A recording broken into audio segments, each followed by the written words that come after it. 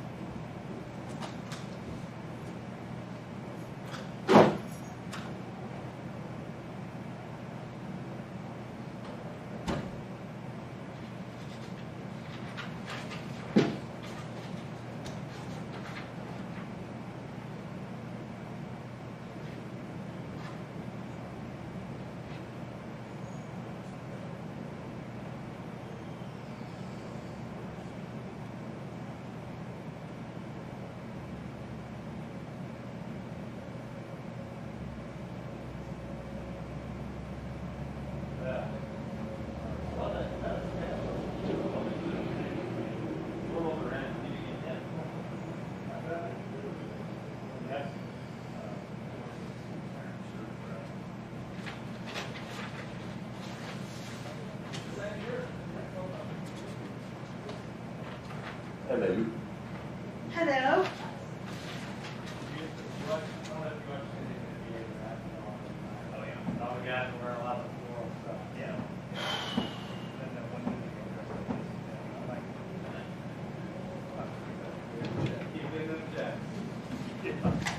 Ready? Sure. Hello. Camera's on. Go ahead, So Wade. that's an outfit. Do you know if the camera's on?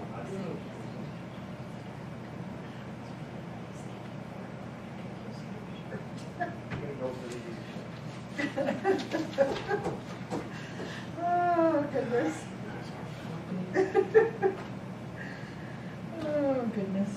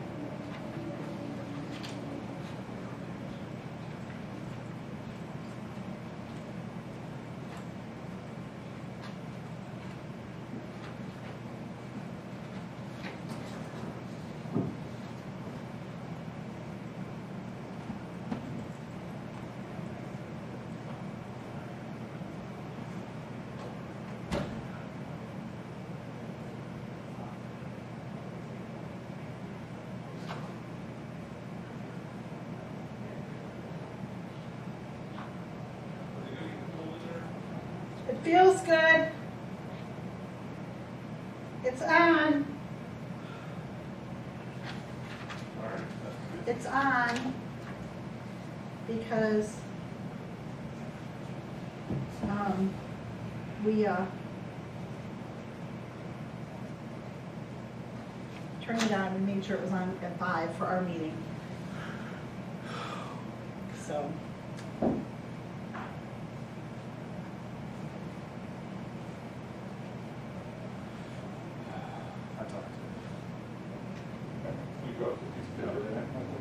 I dropped a piece of paper.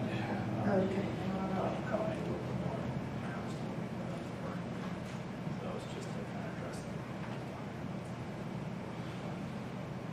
Pardon me, Hi. am I too early to sit?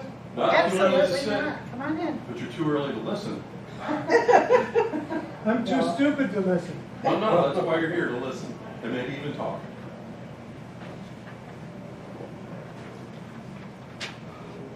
Sure you want front row? I mean, here it's gonna be a spectacle. Well, since you put it that way, you must have had quite a career in sales. One sentence and you really sold the whole room. Yeah, we know it's an emotional issue, and we're aware that we're on a Right.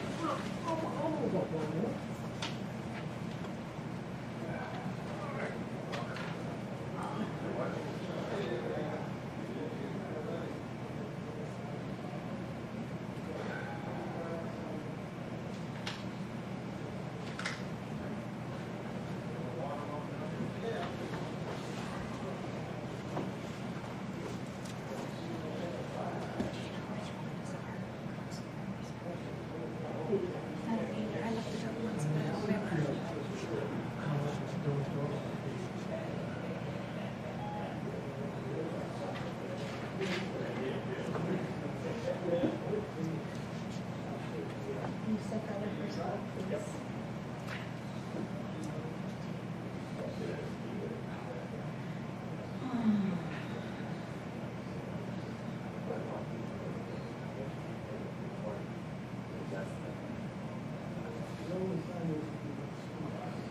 Oh, really?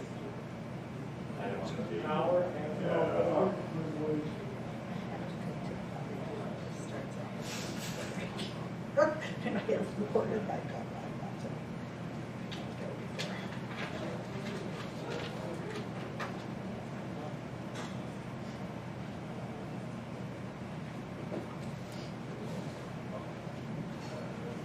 Did anybody bring snacks? Sorry, I have some M&Ms. I'll be up there. Yeah, No, have a bag of M&Ms. Truly, you can I have didn't them. expect you to call my bluff. I'm a teacher. Retired, but I'm a teacher. I'm a student, retired. Although I don't think I'm totally retired because I'm going to go back and sub. Very upsetting. And still at times, it just depends on what I'm doing. Not yet. We start, she's trying to bribe us with candy. Yeah, Typical teacher. I can go get the jalapeno M&Ms. Yeah, that none of us eat. Yeah. You're just subbing for a dentist, right? We're more into the regular M&Ms and the peanut butter ones. I can pick on George. If you don't want to speak. It's a great job. Somebody's got to do it. Another thing for my bucket. Your chair over here next to the belt. Hi, guys. Did I hear you out power washing? So where have you been traveling? Did I hear you out power What's that? washing? Where have you been traveling?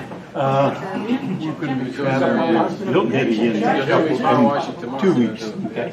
And I hope it's not. and then again in September for 2 weeks. That's what a neighbor does. We're not like that. Family from Colorado's coming in September. They like Speaking of Colorado, only because I got a phone call from the man and his wife. There is a couple, I would say they're probably our age, from Denver, I think they're from Denver, originally from Matthews, and they're moving back. They bought everyone's house. Oh, is that right? Very nice people. Have to be them. Yeah, I don't know what their timetable is to do anything, but I it had to be Friday sometime in the morning, and I talked to the guy for about an hour, and he just wanted to know, what the meeting was like and how the HOA ran, and just, stuff administrative, things like that. But, I asked him just why, where he was coming from, and he used to live in Massachusetts, and his kids live here. In fact, they have been driving through the neighborhood making All you do is ask. videos of the neighborhood. And then they passed that on, to him. He was asking me about, the courtyard itself. Yeah, you said it, so you did. He was asking me, basically, he had a strange question. He said, we'd like to, I use the word, Not even something, just open up the check it out, courtyard check it out. as it Check. exists, put a different kind of fence in. And I told him, I said, well, that's certainly ask if you want to do that. Most people, will prefer a closed fence if you're next to somebody's house. But you can certainly do what you want to do. So anyhow, he was a very pleasant person. Well, that's good. Yeah. That house sold in one day. Wow. One day. I don't know what the price on it is, but Do you know what the contingency is? is there a contingency? Oh, yeah, it's contingent, How do you know? because it says right now. Oh, okay. Well, it's probably have to sell their house in Colorado. Yes. It says on the sign. Yeah. it Or they says- have to come and visually approve it. I mean, Well, that's a that may contingency, be, that's a contingency we have. Yeah, but that may be. His kids' pictures are very good, videos and what have you, send it to him. Yeah. But they very well could have another house they have to sell. I don't know. Yeah, because it does say that they have the right to take offers on specific. I didn't look at any of it. No, it just was right on this. But yeah, typically you have a right of first refusal. Yeah.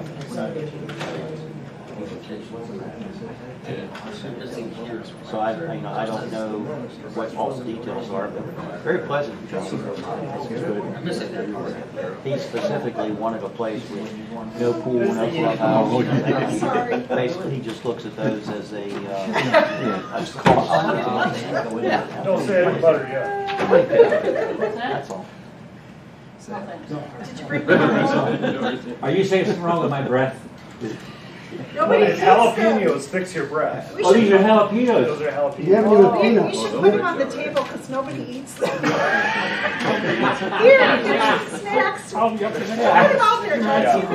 No idea where we rank. Well, we're going to the beach on Friday. For Many consolation, you must try to ponder the law on Everybody. Marcia's coming back. This will be a short She's meeting. going to spend most of July down at the Did beach he with buy our him by granddaughter who mistake? plays around. No, they were in a packet. Yeah, I mean, it has lifeguard caramel, and it training. has Hanging out. peanut, regular, and the peanut butter. Well, I'll pick those. But, yeah. Are you gonna be able to there's get down like in the- July somewhere? Oh, I'll probably go Yeah, back. there's there. like My four grandson's different gonna go beers. crazy. On a cabin right now. We don't But I know. won't tell what the We're trying to get through argument that about. before the weather starts, because, once you get past September, and some of these things, they're all outdoors.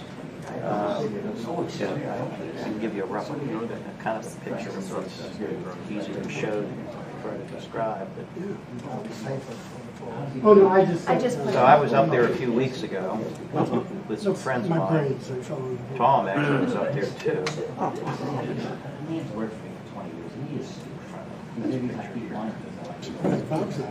I just finished this project. I don't know if you heard about our master bath shower.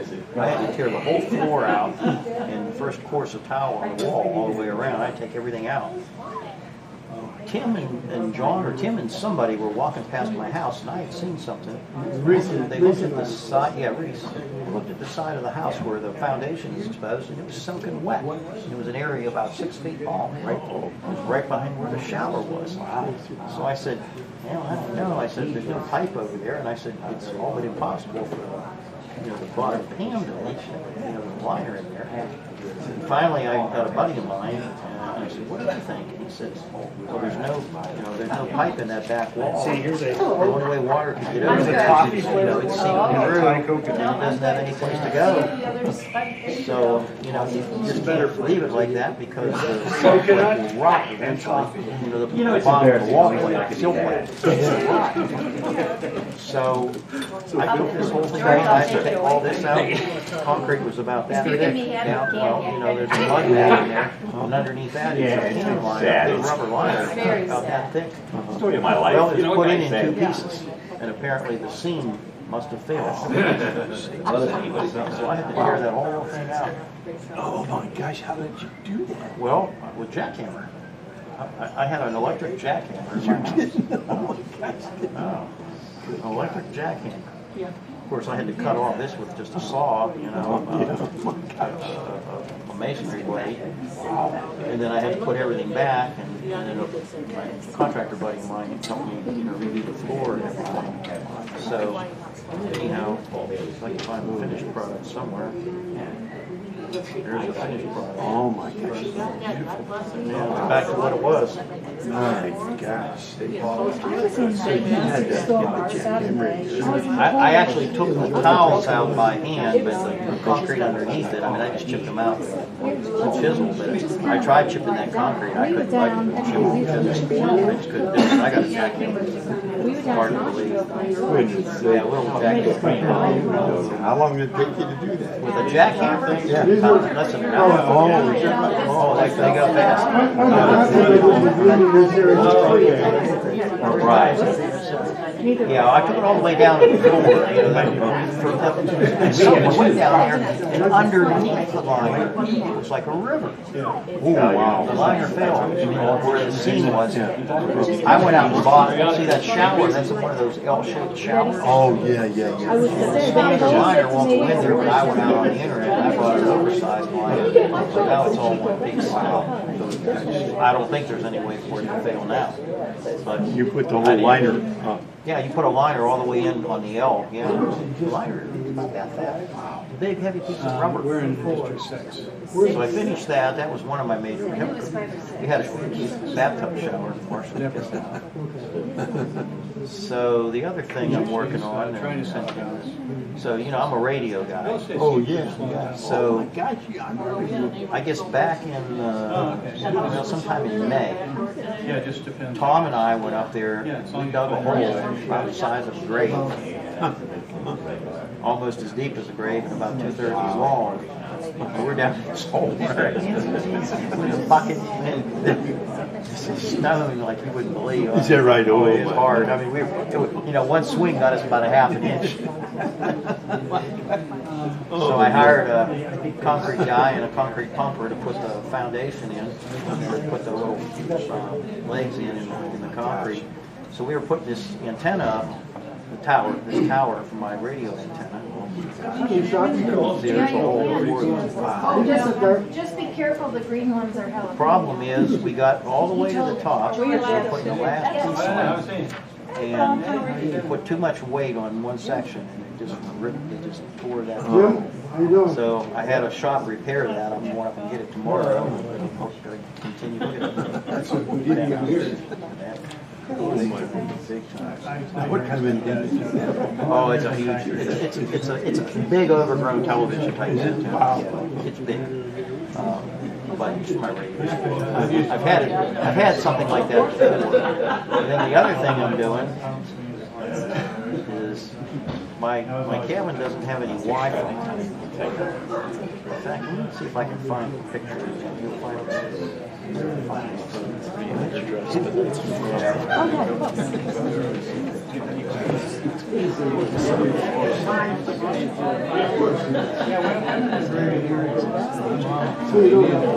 Silver cars you were riding to when you were somewhere around the No, but the So my son, one of his buddies, they go up to the cabin and he has a drone. Oh my gosh, this drone So this is the top of this mountain. Top of this mountain. And my cabin is almost at the top of this mountain. Wow. So the problem is I don't have any Wi-Fi. This is so remote. There's nothing else back out. There is a cell tower right at the very top. You can see it right there. The cell tower, so I can get some signals off of that, but I have to use data. I don't have a regular broadband. But right next to it, you won't be able to see it very well. There's another tower right here, a small tower. That tower is a cell tower broadcast Wi-Fi tower. They broadcast signals down in here in town, which is about 6 or 8 miles away. So I asked the guy that has the tower, I said, can I run a line on your tower? And we talked about how to do it, couldn't figure out how to do it. I asked the guy that owns the land next to me, he has 6 acres next to him. I wanted to cut something like that across his land, 50 feet on 6 acres, because you need a clear path for the signal. He wouldn't let me do it. So I talked to several other people, and we came up with a different solution. We can, I can run fiber optic cable. I can't run a regular wire, I can run fiber optics. So I went out and bought fiber optic cable. So you're going to be going over one section going up to the This thing's up about a 30-degree angle. An old guy, 70 years old. Whoa. Me and a buddy of mine, we had to go across the road, so I had to put the conduit and bury it. So the next thing we have to do is pull the cable. See, there's the bottom of that little tower. So the guy that owns the tower is going to tap into his system up there and then we'll run the cable back. I'll pay him $30 a month or $50 or whatever. And then I'll have Wi-Fi. will you give me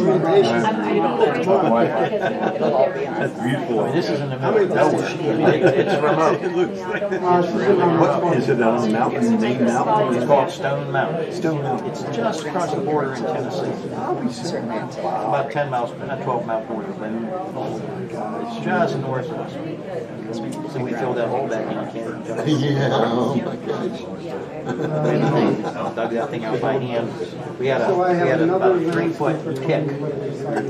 Digging through those rocks. It took us about 2 hours to dig that. Oh my gosh. That 30-foot. Was that rocky? Rocky. Oh man, the pick bounced right off of us. Oh my goodness. It was quite a chore, but I think it'll be worth it. Wow. And then you're going to feed the line through that? Yeah, it's got fish tank. But it's got to go, it's about almost 700 feet. Makes a turn here, goes down, and goes down. Oh my goodness. There's only 2 turns. Yeah,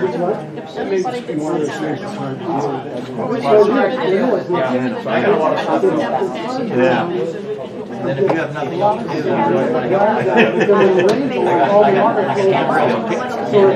Oh, is that right? Oh my gosh, you got to do that down there, huh? Oh my God. Oh, Lord Dave.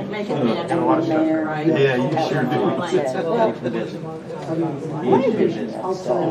Nice single family home, lots of trees. So you would make it from the How you doing with your Corvette? How do you take it out much? I'm driving around town. I haven't driven one of the long distances. I drive around. Drives okay. It's still looking good for 19 years old. I don't care. It's 19 years old now. Do you change the oil? I know you said you had to. Yeah, you have to lift the back end up because you have to jack it up because of the way the oil pans. It's made for racing. The car's made for racing. It's rubber smooth on the Would bottom. you do the design for The the oil pan is up underneath the bottom of the car, and the outlet on the front. When the pan gets down a little bit, you have to jack the car up, tilt the car up to the oil. Then you get the oil out of the pan, goes out the front. Yeah. You have a gasket, what's it, oil gasket for filter. Yeah, it's actually pretty easy to do. I've got a set of ramps I can get out. I get up about that high, just enough to get my head on the car. It's on a 7 or 8. That makes it harder, because I got the front end lifted up. I got to higher to do that. Oh my gosh. Get the jack like that. It doesn't take me very long. That's not even. Like all these other special purpose cars, they got special requirements for everything. If I went to a shop, that oil change would be over $100, maybe $150. I do it myself for $35 or $40. By the oil. They just rip you off. You know what, I just had mine twice. I've been doing And my I own oil told changes Natalie ever since I was a kid. she still does my stuff, but very little because she wants to. Now it's interesting, my big truck, the dealer will do an oil change cheaper than I can. Is that right? Yeah. Well, they buy the oil in bulk. You agree to buy 6 oil changes, they do an oil change for $30. Wow. I can't do it. So I wouldn't change my oil in the truck. But you know what they do? They use the oil changes as an excuse to find everything else is wrong. Every time I go in for an oil change, they say, well, you need this, you need that, you gotta fix this, you gotta change that. I said, the truck's running pretty good. I'll let it roll for a while. Yeah. You do have to do maintenance on these things. They go way beyond what the factory actually requires. I don't pay attention to these guys. I know they're trying to make it good. They do what the factory says when the factory says it.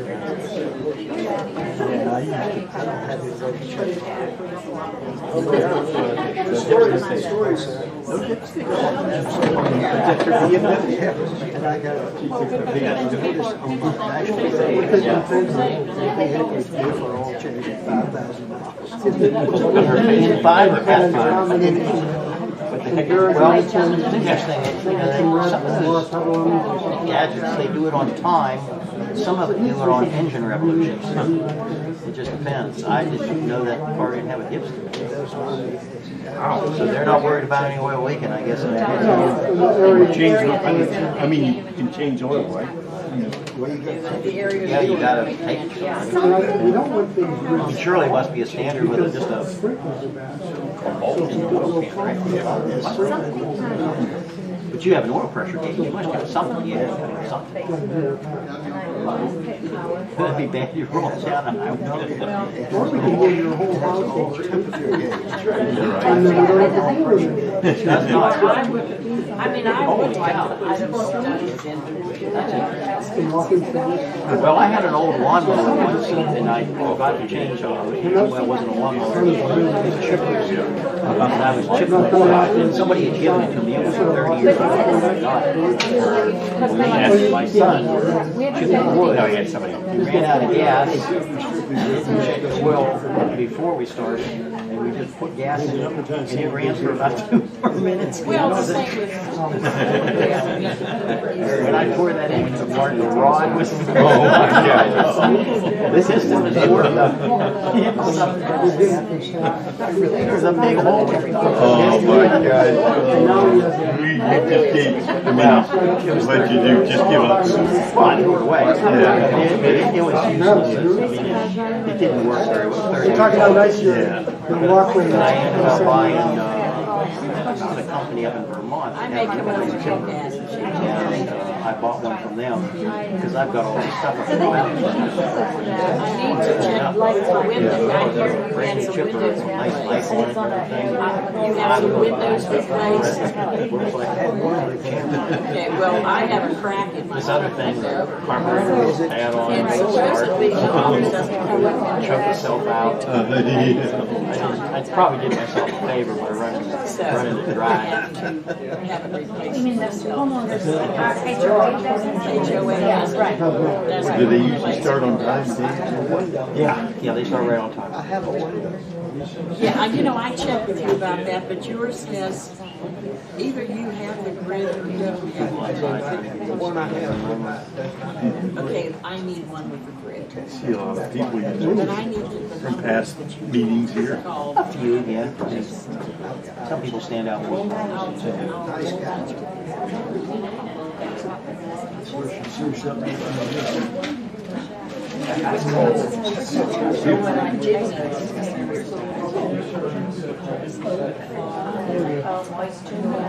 you know what, it came out as it was excellent.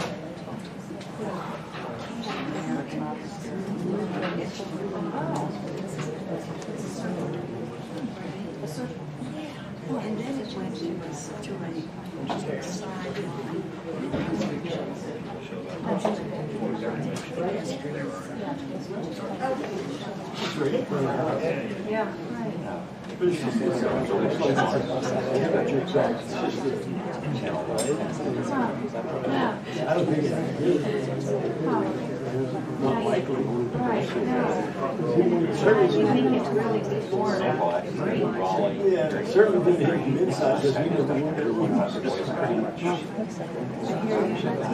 And I always Just take it. You're sitting in it.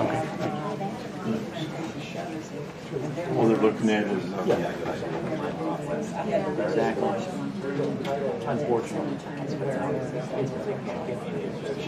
I don't know if you ever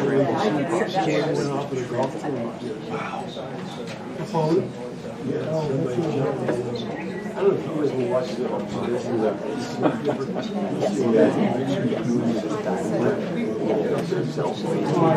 Take a picture. And then, you know, the guys on the Now, whether everybody knows It's ridiculous. Yeah. Can't believe that we don't think of it.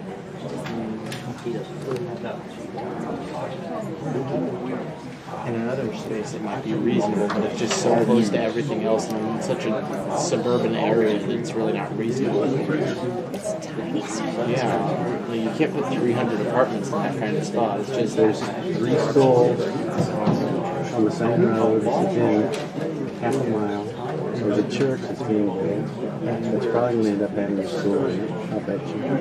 Or a daycare. Yeah. So it's just ridiculous.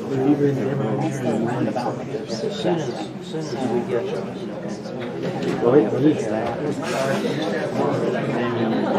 Understand that that's not going to handle it when they're over 45. Well, it still needs something. But it doesn't. That Colorado is not going to do it when 45 will just never had a that's existing. There's no way. Is there, did they leave room for people to speak here? Originally no, but now, yeah. It's Well, they gave to my neighbor. 304 households. And 450 parking spots. I'm trying to figure that one out. Just call it. Oh, yeah. That's what I can't believe She was on Slam and research was right. Twisted Spring. I can see his house from my. I'm an architect. I used to do planning in Arkansas. Oh, yeah. Yes. We'll see.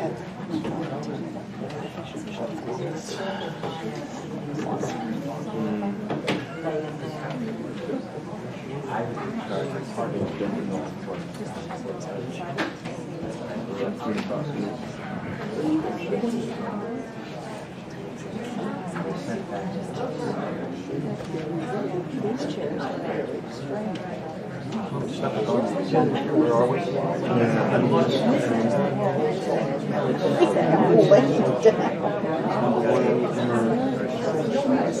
like it seems like it's different. Get away.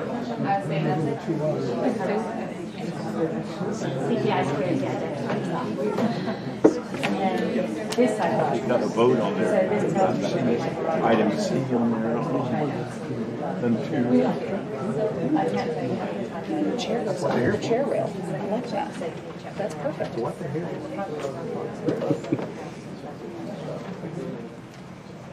Well, there's people standing outside their shoes or There's seats up front. something.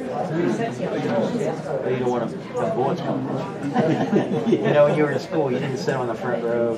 Nobody ever, unless you were blind and you had to, you didn't sit on the front row. Yeah, same thing. God is everywhere in church, and God is everywhere, so you don't have to be on the front row. If you're not in church, he's there. Well, that's right, he's everywhere. Miss Steele's power went out at our house, so she's getting some food for her kids, so she said she's going to be a minute or two late, so. My son lost power yesterday for a whole day. He was out from Friday night until almost 6 o'clock on Saturday. No, it was Saturday to Sunday. He had to go to California today.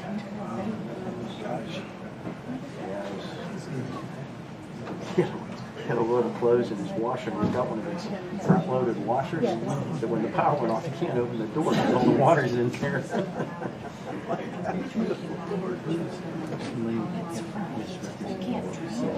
You can't do anything on those front loads when there's no power.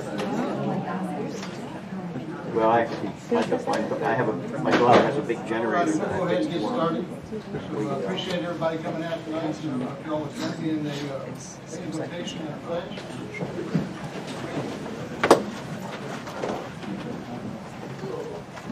Pray with me. Dear Lord, thank you for this beautiful day that you've given us and all the many blessings you've given us in the town of Stallings. Be with our men and women as they protect us here in town and protect us overseas. So be with them and protect them and put your armor of steel around them and everything we're doing safe and praise you in that. Be with us, the council tonight. Give us all the courage and the wisdom to do what's best for the town of Stallings. Just be with us and guide us. And everything we do is say, I give you all praise and glory. In Jesus Christ's name. Amen. Amen. I pledge allegiance to the flag of the United States of America and to the republic for which it stands, one nation, under God, indivisible, with liberty and justice for all.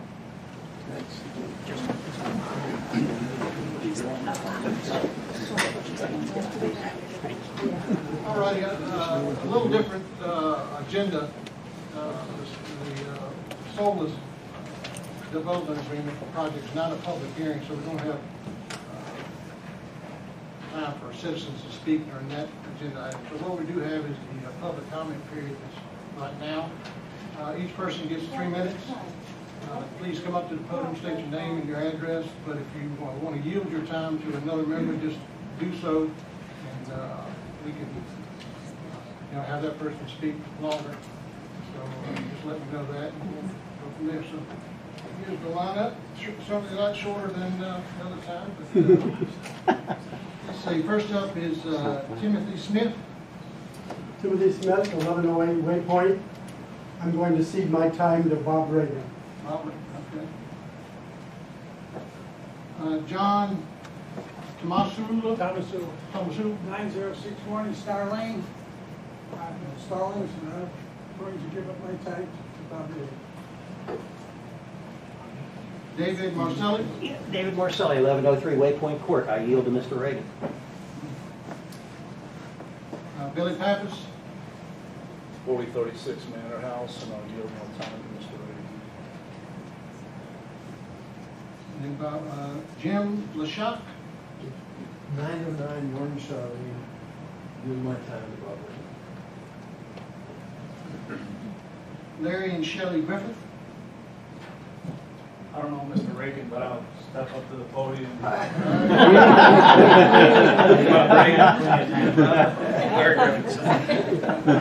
So Larry and Shelley Griffiths, 1805 Aaron Gill Lane, where we live in the Callanwood subdivision. So we're just concerned residents. We saw what was happening. We just figured we needed to say something and talk a little bit about it. I'm by far not anti-development in any way, shape, or form. I'm an entrepreneur. I'm leading 3 new technologies in this country that are going to be significant in the upcoming, and hopefully we'll plan on building a headquarters somewhere nearby. So it's convenient to my house, which would be great here in Charlotte, and in Stallings in this area. But we're out there every single day. We don't have any infrastructure for this. So unless we're willing to really deal with the infrastructure, the road infrastructure here in town, then and we can't maintain our roads, I think that's the biggest issue, for us. You drive just if you have any questions, just look at the roads. The old country roads from 50 or 100 years ago, however long they've been in place, can't handle our current conditions. We can't take care of our current roads. I'm not sure how we expect to handle another 350, 400, 500 cars a day coming from this area, along with all the other development. So, and what I mean by that is pretty simple. If you don't have 6 inches past the weight line to the outside, you don't have the infrastructure for more cars. Because I can go out tomorrow and probably take pictures of somewhere between 20 and 30 areas where just off the side of the road, you've got anywhere from an 18-inch to 24-inch drop. You get your car in there, you're going over. And that is extremely dangerous. Extremely, we should be, forget everything else that we're talking about today, we should be talking about that, quite honestly. And then you're going to put the bicycles on top of that, driving down that 2-lane road with no shoulder. We're not talking any shoulders, no shoulders in this town. So let's just be realistic. So I think that we have to address that more than anything else. And if you want to do more development, whatever the development is, including this, where you're going to put a lot more cars on the road, that corner of Chestnut, up until a couple weeks ago when they decided to throw a few loose stones in the in that was ridiculous. I'll take pictures tomorrow. You've got 20 other areas around this town that are just like that, just as bad as that, and it's bad. I'm leaving for the airport. I can tell you, I'm leaving at the airport. I'll drive by at 6:15 tomorrow before the sun comes up, just past that marathon station. And if you think that little island that they put up that's about 4 to 5 inches tall, you think that that's safe without any reflectors whatsoever in the middle of the night? Now you're going to put another 350, 400, 500 cars full-time on the road there?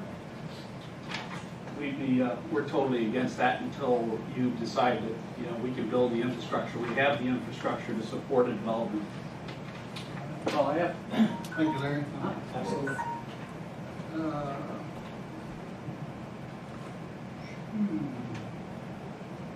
Mr. Nagar? Nagarajan, this is the third time, so I think we're getting there. Thank you so much. My name is Sri Nagarajan. I live at 3006 Camrose Crossing Lane, Matthews, North Carolina, 28104. This is my third time here, and I hope to come back in better times. Folks, there's an old adage that says you can wake up someone who is asleep, but you can never wake up someone who's pretending to be asleep. If you don't believe me, just try it. I'm going to ask you all, who's asleep and who's pretending to be asleep? Right? You've heard the community ask for weeks and weeks and end here for data. On schools, we heard too, on almost every issue there seems to be two sides to the same coin. Schools, traffic, pick your issue. However, I have come to believe that the town, I'm not going to take names, is cherry-picking the data that suits the outcome that has already been predisposed. On schools, I was made to believe that you didn't get some critical information about the capacity. I have found out in the last week that you have had that email for weeks. Why is that being ignored? Why is that being ignored? Who's asleep and who's pretending to be asleep? On the traffic analysis, the same thing. You do it a week before Thanksgiving, your traffic is going to be low. Who's asleep and who's pretending to be asleep? And I can go down this by item by item. I'm an entrepreneur too. I've got 2 startups. I'd love to see our town and our area thrive. I'd love for this to be the valley. But that ain't going to happen if you're asleep or we're pretending to be asleep. So my prayer to the council is to please wake up. Thank you. Thank you. Rob Lindholm?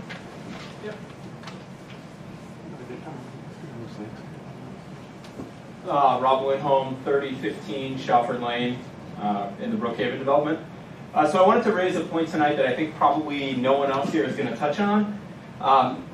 On May 24th, a member of the community made a request under the North Carolina Public Records Law for all documents related to the Solis at Chestnut project. On Friday, June 21st, so this past Friday, 4 weeks later, the town produced 45 emails. That's it. 45 emails. That was after numerous emails to the town, numerous calls, multiple stop-bys to the town, an offer to even say, look, you know, we understand that this could be a relatively large undertaking. We'll take some emails along the way. Why don't you give us rolling productions instead of everything at one time? And in fact, the request was made for Councilmember Romano's emails first and Ms. Lynn Hare's emails first because they were the people who were probably the primary people involved in the project. You know how many emails we got from Ms. Romano and Ms. Hare on Friday? 0. Not one. Not a single email. Now there's no deadline under the new North Carolina Public Records Law to actually submit the records, so I'm not saying there is a deadline. However, I think we can all agree, well, let me just say, the guidelines are 1 to 2 weeks, even on a complicated request. So 4 weeks later, 45 emails from one council member, essentially, what happened? I think that's the question. And I think that, you know, the community has made it clear, they want information. And I think what's happened here is there's a clear effort to stonewall that. And I'm not saying all the council members are responsible for that. I think there's been some who have made efforts to try to get documents. I know, for example, Councilmember Martin, he suggested to the town that, hey, why don't we just run search terms and have our IT department do it? That way all the council members don't have to select their documents to provide. Not sure what happened with that, but all we know is we have 1 council members.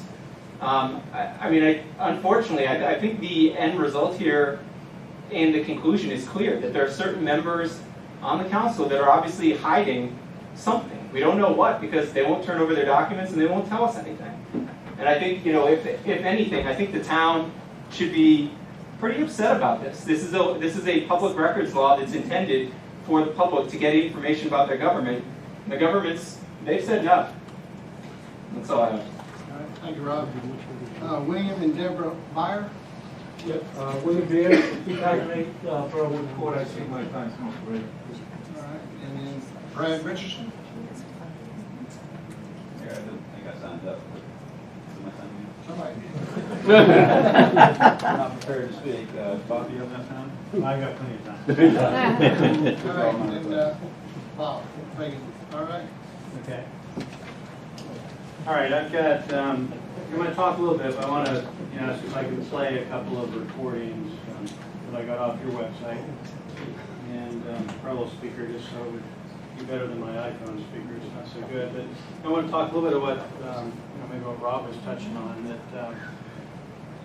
it seems like things were, just not really publicized well, and there's almost a sense of trying to hide things. And so, if you go back in history and you start listening to all the audios at the town council meetings, and I listened to a lot of them, you'll find on October 22nd at that meeting that you had, a town engineer come in and ask to do a TIA. I'd like to play that real short clip. It's very short. And somebody at the end of it I want you to listen to. The developer is looking to develop some property at the intersection of Chestnut and Junction Matthews Road. The developer has a pretty aggressive schedule, so that's why they're requesting the town to go ahead and move forward with this work. Any questions? Mr. Council, as I understand it, the applicant, developer of this project has not yet made application to the town. He's working with Hanger right now with a small little plan and incorporating these projects into that plan. Okay. All right. So right there, we hear that the entire council at that point knows that Williger Pappas is talking to the town about an apartment complex. Okay? And they're working with Ms. Hare to make sure they can fit that into the small area plan, which hasn't even been developed yet. So, it's a little bit of cooperation going on there that may or may not be okay. What was the date of that? That was October the 22nd. Okay, but that right there shows that everybody here knew that we're talking apartments at that date.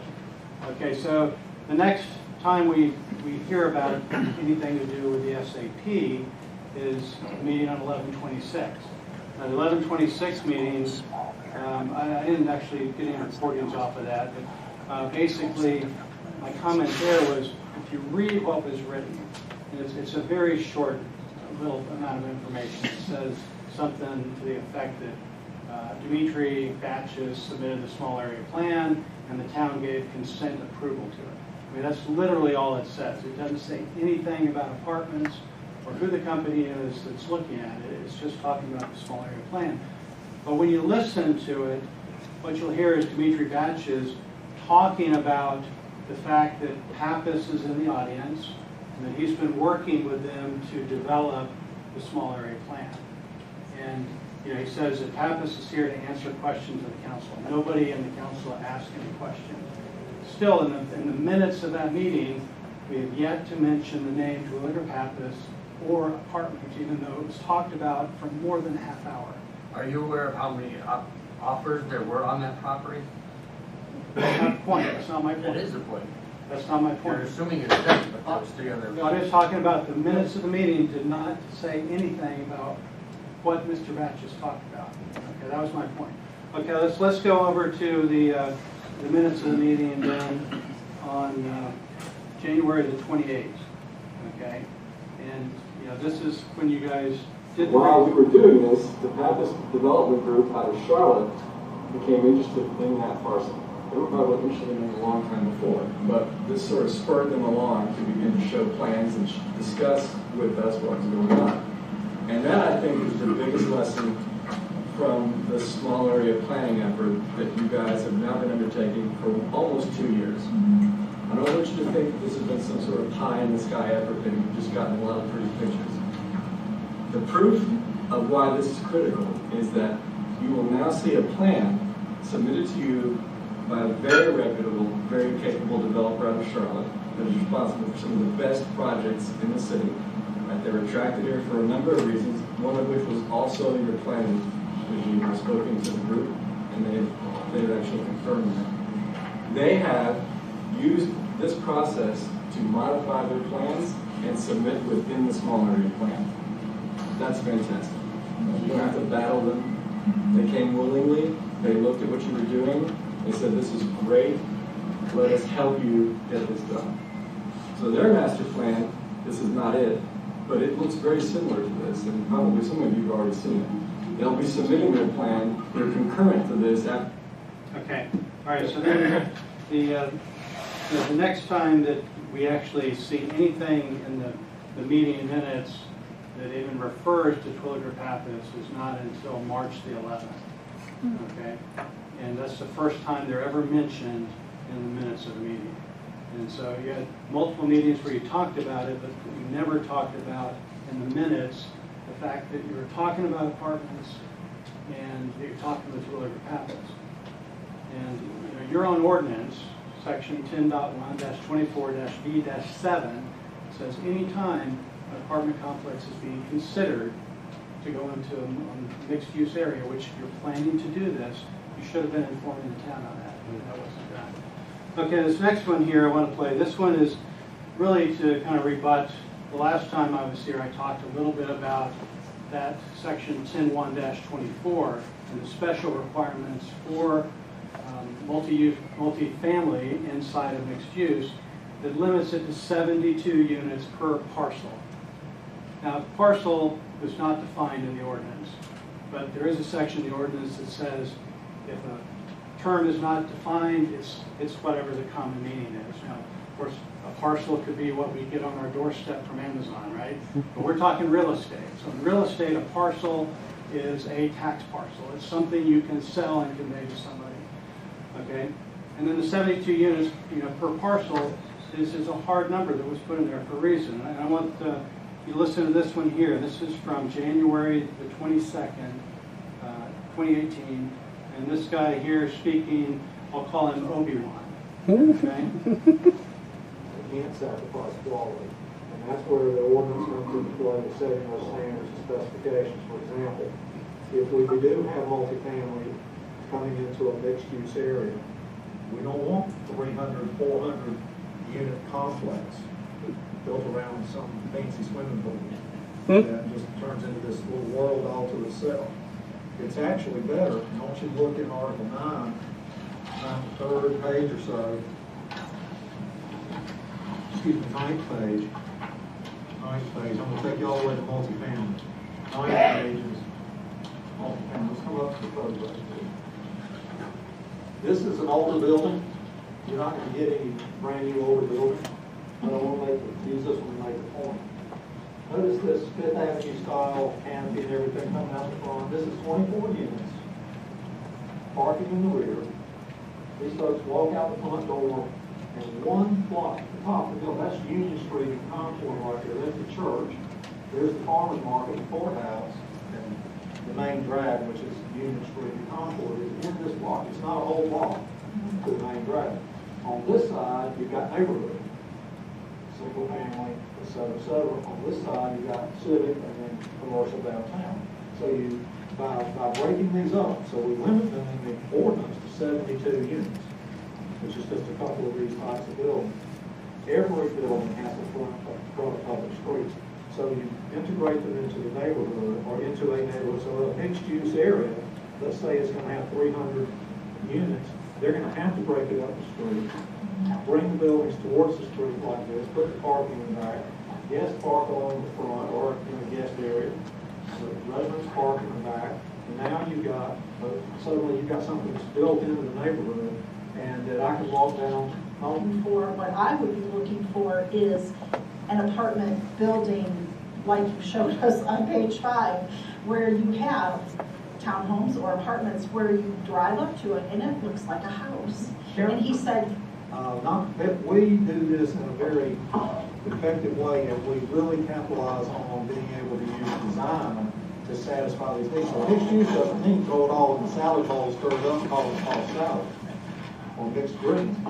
Mixed use is careful planning to set the right buildings in the right positions that are used for the right things, so that you're transitioning from single family to maybe townhomes and then to your shops or stores or restaurants. So you use the building bulk to separate the neighborhood from the core area, but that townhome building has a little bit of mass to it, like the buildings downtown, but then the residential use is like the neighborhood on the other side. So you use your architecture, you use your planning exercise with the dog to get what you want. Now what does it do? Think about the cost. Okay, and then, he talks about, he goes on, this is when he was explaining that whole ordinance to you guys. He goes on and talking about all the limitations under section 10.1 that you guys seem to be ignoring and allowing the design of this Solis apartment complex. The parking lots that Lynn is calling streets, I couldn't find a street section in your engineering standards that match their parking lots. Okay, there is not one. City Street, for a residential area, it's got a 60-foot right-of-way. There's no head-end parking along those streets. That's not in your ordinance. It's not in your engineering standards. Okay, so that's kind of things that are on this development that you should not approve this development because they don't meet your standards. They don't meet the development ordinance. This one last quote, okay, and then I'm done. This is a pretty short one again. This one has to do with schools. Okay, when I came to the development agreement subcommittee meeting, we had two guys here from 12 Pappas, Mr. Smith and I believe Mr. Miller, and they talked about wanting the 41-foot height, which I'm actually totally okay with that. But what they also talked about was demographics. And I'm going to let Mr. Miller tell you about demographics that they expect here. Yeah. One of the first things that we do as developers, we think about who's the target demographic. As you see on the screen here, as Jeff alluded to, we think a large component of the folks that are going to live here are going to be what we call empty nesters, or jokingly, just my parents. Hopefully they can come take care of our kids. But we think we're going to get a significant number of families here as well. In fact, one of the rooms that we're designing is a little kind of child, almost like a little playroom right next to the kind of the workout room. We were hiring a babysitter to kind of watch kids for a couple of hours so that moms and dads can go get a workout while their kids are being watched. And we think there's some demographic of mature professionals. We don't think that there's millennials that are going to live here, or just very few. Okay. All right. So there he's telling you that this is not a typical apartment for them. over in what used to be Solis Valentine, the Flats of Valentine, I've been there. It's all millennials there. It's young people. And I went up there and looked at it. It's a nice apartment complex. Don't get me wrong. It's all young people and singles. You have some families there. There's a pretty good school across the street, but it wasn't that heavy with kids when I talked to people there. And then the one, of course, at Waverly, again, that's more millennials. This one here, they're targeting families. That's what they're targeting. So when they tell you we only have 0.15 children per apartment, that may be true in a millennial demographic location. This one here is going to be full of families with kids, and it's going to stress the schools. And that's all I've got. All right, thanks, Todd.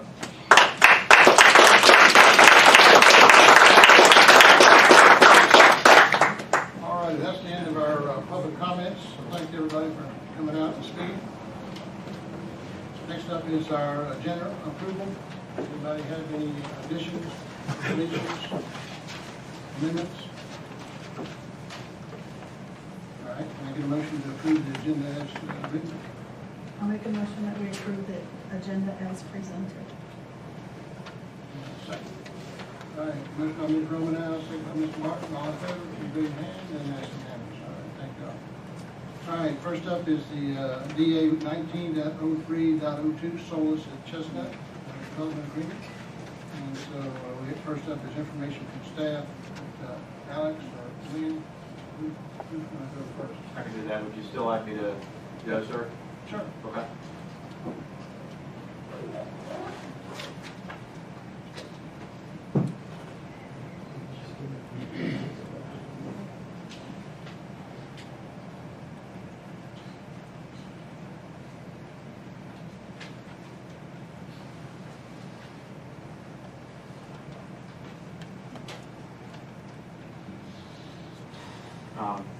Good evening, everyone. My name is Alex Sewell. I'm the Stallings Town Manager. I want to thank everyone who spoke so passionately about this topic.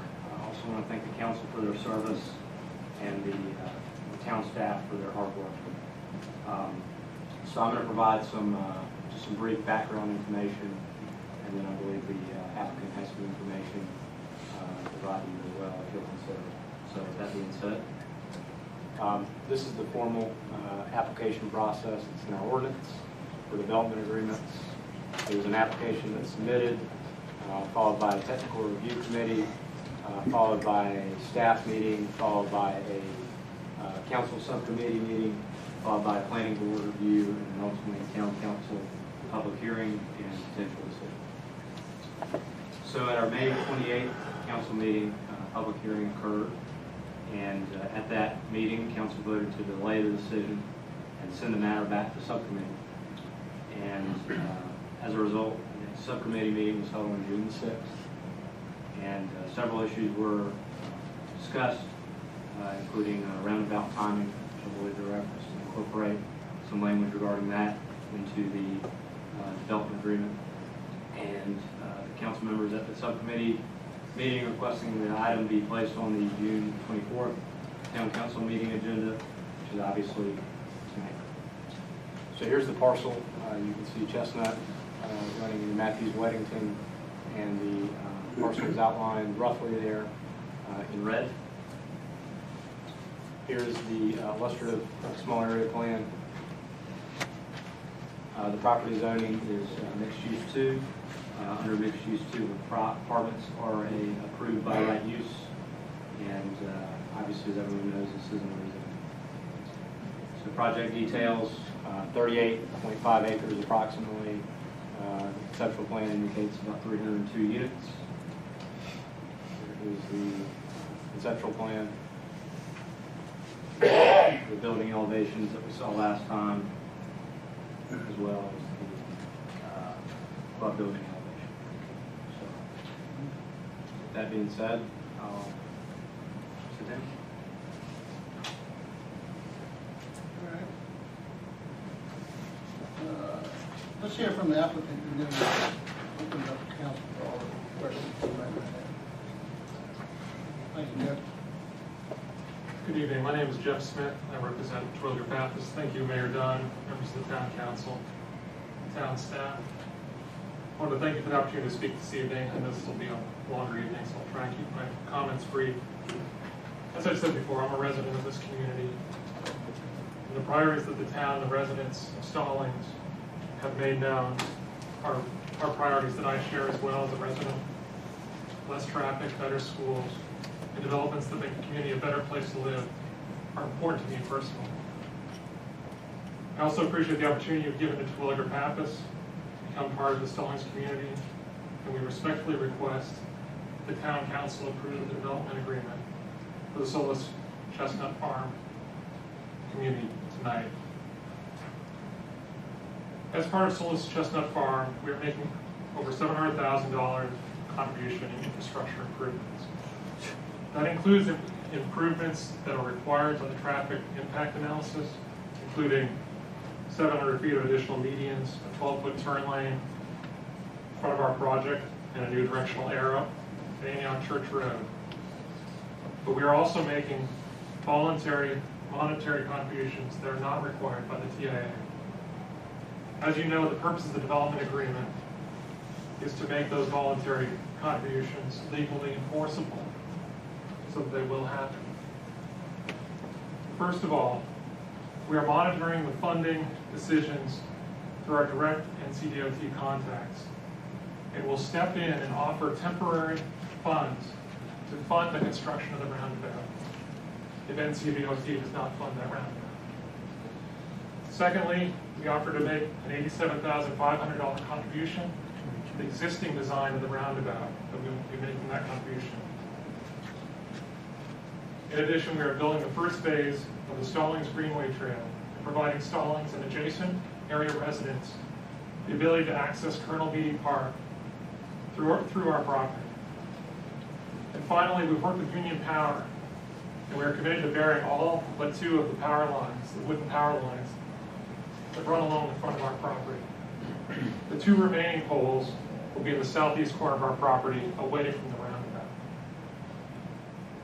Our voluntary improvements are focused on the roundabout, which is the infrastructure investment that will have the greatest and most immediate impact on our community.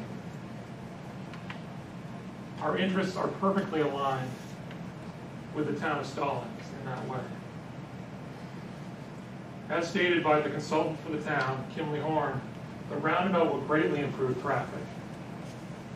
According to Kimley Horn, the town's traffic consultant, the roundabout will take traffic that is currently at a grade of D and F at the roundabout during rush hour and bring it to the grade of B and A, depending on what direction you're coming. As I said, we are working with NCDOT. We have standing calls every other week with them to ensure that the roundabout is installed in the summer of 2020.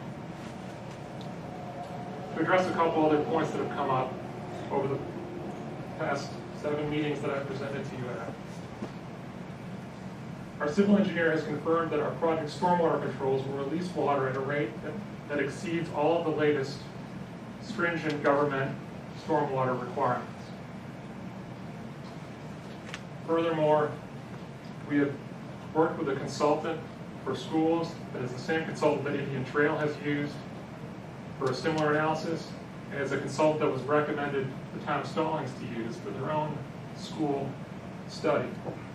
That consultant said that single-family homes generate 4 times as many students per housing unit as apartments. Finally, we believe that in working with the town staff, we will deliver a well-designed project with substantial open space, trails, and attractive architecture.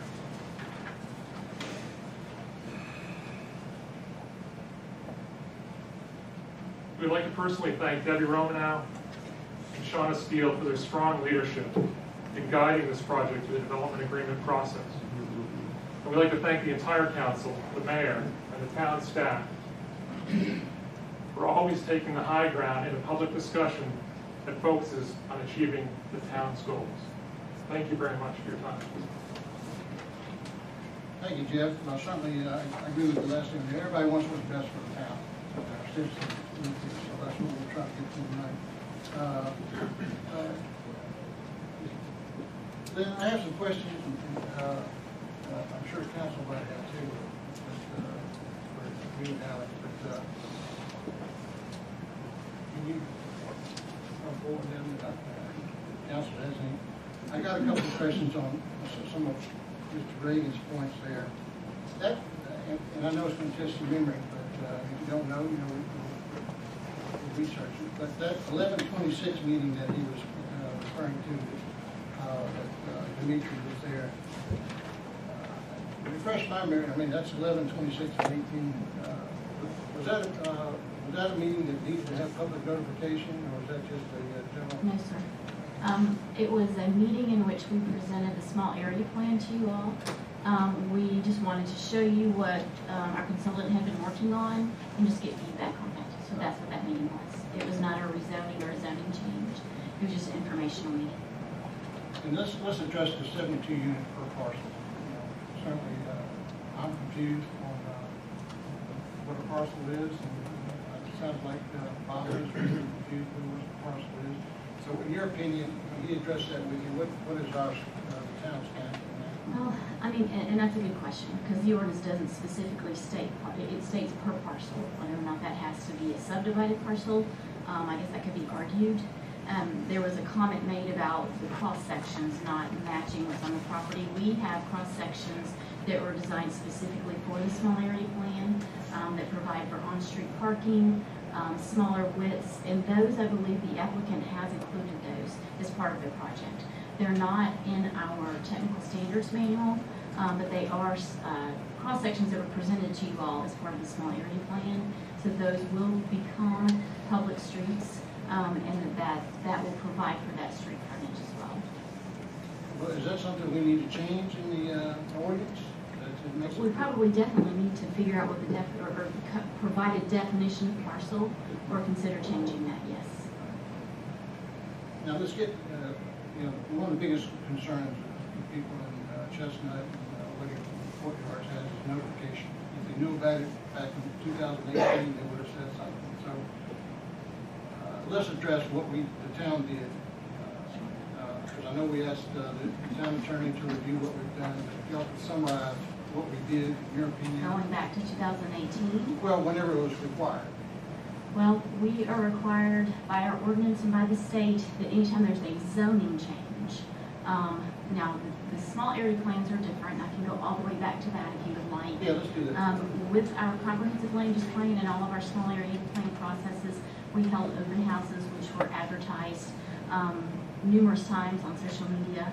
We also posted signs around town. So information was out there. It was on our website. These were not rezoning hearings. They were just meetings where we invited the community to come in and to take part in this process. We were really looking for community feedback.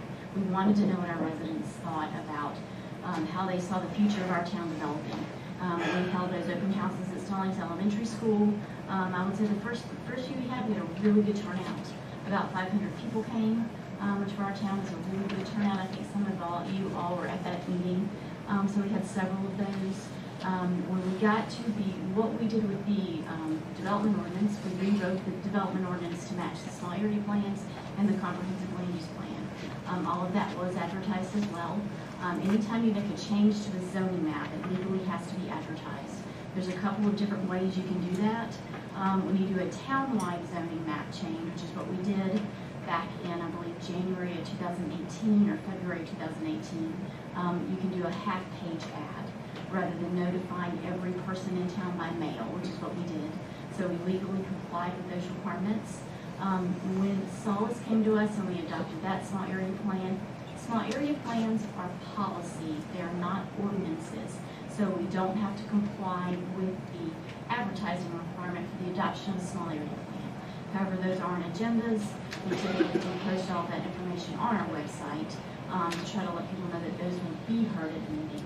And then when that property was rezoned, we did that the same evening that we adopted the small area plan. We did have to comply with all advertising requirements, which was advertisement in the paper and notification of adjacent property owners, which was done. We ran that out in the EJ, and then we also notified the adjoining property owners of this Solace parcel as well. Now, did we put out our usual rezoning signs? Yes, that was done as well. We have made some changes to our signs because... To my knowledge, it was done. The sign was posted, yes. Well, that's, excuse me. It's Russia. Sorry, but, I mean, that's the problem I'm having. When 150 people tell me they didn't see the sign, I gotta believe them, and then I know how well our staff is and diligent. If you say you put it up there, I'm gonna believe it. So that's why I'm having a hard time with, some of this, did we follow the letter of the law? So it's a gray area there, so you can understand. Yes, sir. And one other thing I do want to point out, on the rezoning, that was something the town initiated. So the town was actually the petitioner of that rezoning, not Stallings. And we did that because that is what we had done when we adopted the development ordinance, is we created that MU2 district for the small area plans. So we applied it to where we thought it was appropriate. We did not rezone all of the properties in that small area plan to MU2 at that time, but we did apply it where we felt like it was appropriate. So I did want to make that distinction. Stallings was not the applicant or the petitioner on that rezoning, the town was. So council, bear with me, I'll give everybody a chance. I got a couple more questions. The one thing that's bothered me about this project, other than the traffic, the schools and all that, is when it was first approached to us, it did have mixed use. It's a mixed use rezoning. And now it's all apartments, there's no mixed use. So, I hear from a lot of people say that they wouldn't mind having some shops over there that they could walk to, but now it's just apartments. And so, if we're gonna zone something mixed use, and I know in our agenda on the last two agenda items, we're gonna discuss about maybe ways to look at our development ordinance and requiring X amount of percentage of the land being retail, commercial, and I think that's a good idea. So that's why that's one of the reasons I'm against this project is it had a mixed use component and it went away. And I heard the reasons why, but If I could just point out too, when we adopted this small area plans, the entire plan is a mixed use plan. It was never intended that each project, every individual parcel would be mixed use. Our intention was that once the overall plan built out, it would be mixed use. We also commented numerous times that we would see the residential portions come first, because you cannot get the commercial that we desire, or the true mixed use, without those rooftops. So the rooftops kind of drive the commercial, rooftops drive true mixed use. So that's what we've always known would happen, and now we're facing that. We're kind of in the middle of that, and it is a quandary because it does raise concerns. Because you do want to make sure, and I agree with you 100%, Mr. Mayor, that we do want to ensure that those other components are brought in, and that's why when we adopted these small area plans and we get development proposals in, we are looking at those plans and making sure that they meet the plan. That is this piece of property shown for this use, and that is how we're bringing things to you and presenting it to you. thank you. And that's how it originally was brought to us. It had a mixed use component, and that's why I can see the council getting excited about it. So that's all I got right now. Any other questions for staff or the Pappas? I'd like to ask a question because Lynn said that published page ads is what was required by law. But when we did the broader adoption of the comprehensive land use plan, according to the statute, you have to notify by mail any property owners who live outside the circulation area of the paper where the ad is published. And I would like to know what letters were sent to property owners. Did we send them? Because the tax office tells me there are 7,000 plus parcels in our town, and that 1,573 of those parcels are owned by people who live outside the 28104, 28106, and 28105 zip codes. So if we did not send any letters, then I would question if we did comply with the law. You're asking specifically about the UDO? I'm asking about the broader rezoning, the notice that was given when we did, I hesitate to say the whole town, because Mr. Martin takes issue with me, but under the old zoning, we had R15 and we had R20 and we had lots of other classifications. Now some of those uses are very much simpler. We have single family 1 and single family 2, but basically most of our zoning has a different classification name than it had previously. So in effect, we did pretty much rezone most of the town. I mean, as you know, I'm not here every day. I'm a contract attorney. I didn't send the letters out. I can't tell you what's been sent out and what hasn't. I can tell you for the rezoning for the parcel that you all are discussing, just the development agreement tonight, that we comply with the law for that. Well, I think Name was referring to the other rezoning as well. Right. I don't think that's appropriate to discuss tonight, because what's on the agenda tonight is just the discussion of the development agreement. Discussion of the UDO is not on there. If you don't want to add that, you can. So I don't think it's appropriate to have that discussion now. Linda, may I ask you a question? Are you specifically talking about when we were going to adopt the UDO? Was there notification sent out? Well, we adopted a zoning map. I don't remember if that was part of the UDO or that was part of the comprehensive land use plan, but at some point in 2018 or early 2019, we adopted new zoning for the town. And that's what I'm questioning whether or not, but Melanie's point is well taken. That's not part of this development agreement, so maybe we should seal it out for another time. Well, just to the point of that, I know that on February 6th of 2018, that Stallings Communication Department sent out through Chestnut, next door, a notification that the Stallings Unified Development Ordinance was being considered for adoption. And attached was the draft of that ordinance. So that was back February 6, 2018.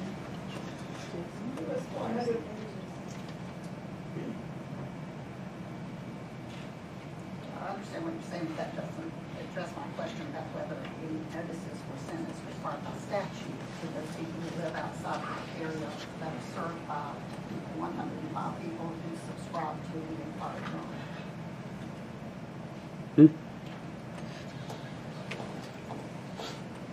Any other questions? Can I ask a couple other specific questions? Sure. With regard to the development agreement itself? The language on page 3 in section 3, development of the property, about the 5th line down, it says in compliance with the zoning ordinance, the map amendment was approved without consideration of any specific proposal for the use and development of the property. I wonder why that is included in this, because we have not had language about that in any other agreement that we've written thus far, and as we've heard tonight, that's actually not true. I disagree that it's not true. Your ordinance on Article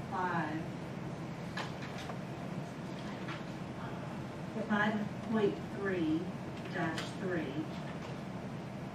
C, action, subparagraph 2, when considering a proposed amendment, the Stallings Town Council shall not evaluate the petition based on any specific proposal for the use or development of the property unless explicitly required by this ordinance. When the property was rezoned to MU2, that rezoning classification applies to anyone that was going to purchase and develop the property. It wasn't specific to one developer. Now, it's not unusual at all for a developer to approach a town specifically in a conditional rezoning and have an idea and say, this is what I want to build, this is the zoning I need, and there be an agreement and, cooperation between the town and the developer. But when you all rezoned the parcel, there wasn't a presentation by Pappas, or there was no site-specific development plan or anything of that regard that you were voting on. You were specifically voting on the NE2 classification. We're dealing specifically with the map amendment, not with the fact that there was a lot of consultations and the development of the small area plan. Is that what you're saying? Right, but it doesn't, the zoning runs with the land. It's not specific to any one project. Okay, my other question has to do with 28 on page 7 about the roundabout improvements. I I've read that several times, and I'm still not sure what exactly that paragraph is saying. Can you explain that to me? Certainly, my understanding is that we expect NCDOT is going to vote on this project on or before August 31st of this year as to whether or not it's going to be funded, and the town will kick in their $350,000. In the event that it is not funded or it gets pushed back, the developer has agreed to immediately contact DOT and offer its best efforts to offer site plan, utility relocation, and providing a financing mechanism, loaning or advancing the money so the project stays on schedule. But that's a separate agreement between the developer and NCDOT. It doesn't bind us beyond our contribution of $350,000.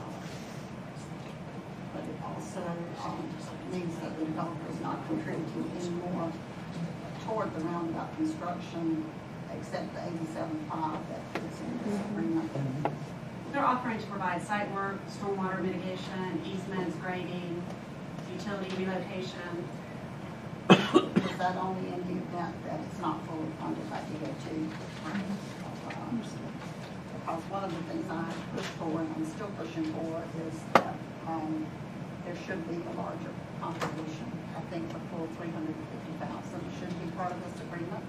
I did not get support from my subcommittee members with that request, but I wonder if there are other members of this council who would support that as part of the agreement. Why do you feel the developer should kick in all $350,000? Let me understand. Because this is the front door to this neighborhood. It will enhance the development quite a bit, and I think that's a fair contribution. One of the residents looked at the financial contribution and said it was 1.28% of the project that was being contributed for infrastructure, and I think that's a small amount to replace. So let me, I guess, ask this question. So we would be okay with 300 apartments if the developer contributed more money to the roundabout? No. I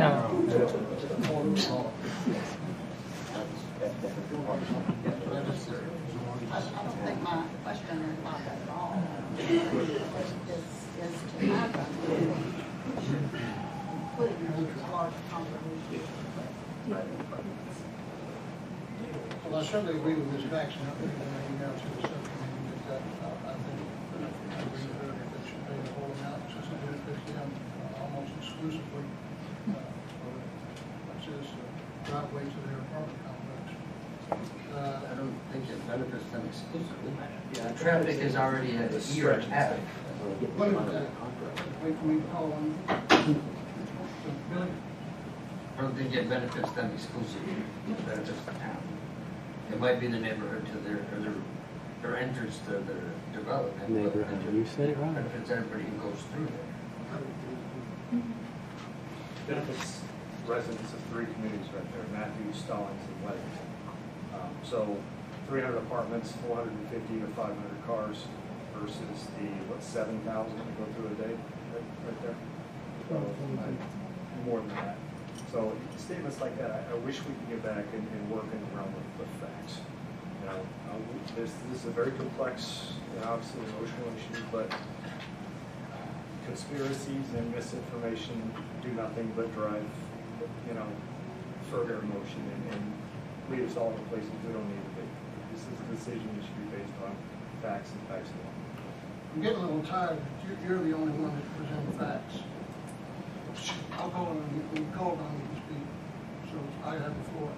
You keep saying it's misinformation, it's not factual.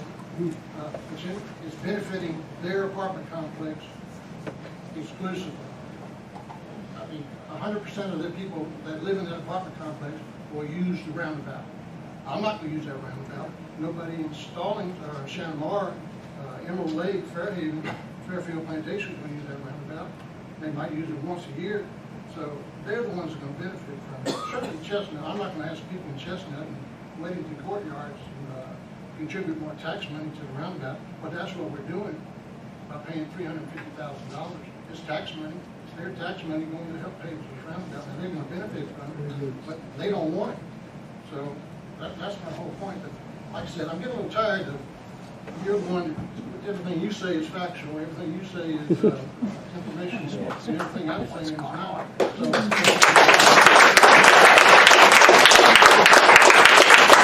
With all due respect, Mr. Mayor, I've given you multiple opportunities to provide factual information. You refuse to do so. I still have the floor. So just speak to your facts. Don't talk about anybody else on the council, what they're saying and what they're not. You can speak your facts, whatever you want to call them, and just be done with it. So, any other questions? Mayor Pro Tem want to take the gavel if you're involved after the meeting. Oh, I'll be, I'm through. Okay. Gotcha. Yes, let's do. When we started the traffic study, we knew when we approved the Willowcroft neighborhood, no one had a problem with the neighborhood actually being there.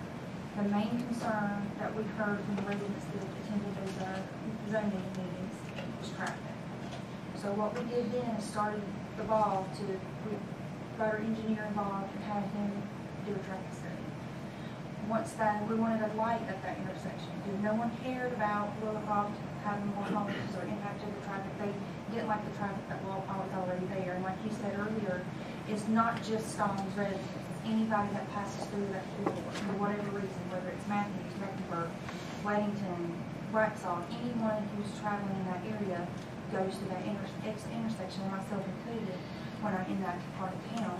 So we, over a process of time, we saw what Matthews and McHill did.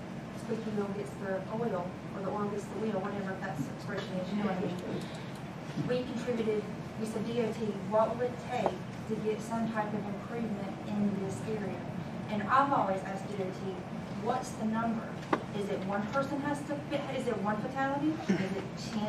So you just be a bus, so that way you just get them all out of the way. How many people have to die at a certain intersection? It could be your intersection, it could be the one near my house. And DOT never has an answer. So we contributed $350 to get it funded, and now we're in a situation where there's a gap funding possibility because as construction costs have increased with the economy that we're experiencing, those costs have, of course, almost doubled. So but our intent when we gave DOT that $350,000 was not to get it back at one developer. The intent was to improve the quality of life in that area at that given time. So I just wanted to shed some background. And based on the numbers that I got from Stuart Basham, who is a DOT representative, the Matthews-Weddington Road currently, right now, now these are last year's numbers, so they don't have this year because we're not through, 19,000 vehicles travel through that intersection a day. This roundabout design will be similar in what we have at the Matthews Mint Hill area at Idlewild and Highway 51. There's about 40,000 cars that travel through that area in a given day. And I don't know if you go through that area, but I do, and you don't know the traffic is there. That's how well it functions. I did not believe it would work because I hate roundabouts, I think they're stupid, but apparently they work. And the pies and the numbers from an objective party with DOT, and that's what I'm share. All right. Thanks, Sean. Anybody else? All right, I have one more for Lynn and Alex. It's part of Mr. Reagan's email to us. And I don't know if you could hear it, but I'll read it. It's number 4. This is his email he sent to Alex, and Alex forwarded to us on 6/21.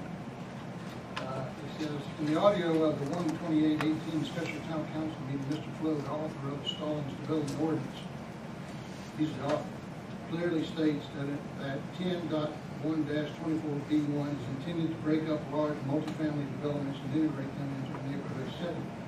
He states, we don't want a 300 to 400 unit complex surrounding a fancy pool, and then explains how the ordinance deals with this. So I'm asking the council, not Alex and Lynn, I'm sorry. How did we get from that comment to where we are now? He makes a good point.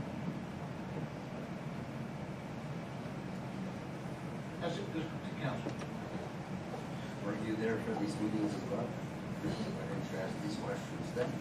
Oh, I've been to his department since 2005, Joe. I believe Mr. Scholl was in the room when the first one came to us. Remember that, Mr. Ross? He asked us, why don't we like departments? He said, we don't need your money. We had almost, at that time, we had $10 million in the bank, debt free. I can't remember which one it was, but it was over in engineering. So I've been clearly against departments from day one. So thank you. Any other comments, Ms. Paxton? Are you mentioning the email you sent to us this afternoon about 4 o'clock? I mentioned that tonight. No, it hasn't been filed yet. Council's aware of it. All right, any other questions, comments? I sent an email today at 3:10. I guess I don't know what we have to do to get the answers to that. Or how many, well, maybe Mr. Travis knows. Do you know how many other offers there were on that property?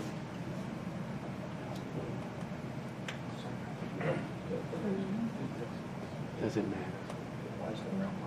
I think You would have to ask the seller, we're not privy to that. Okay, well, I didn't know if you knew that. That's right, I know. Does it matter? Is anybody from Union Power here?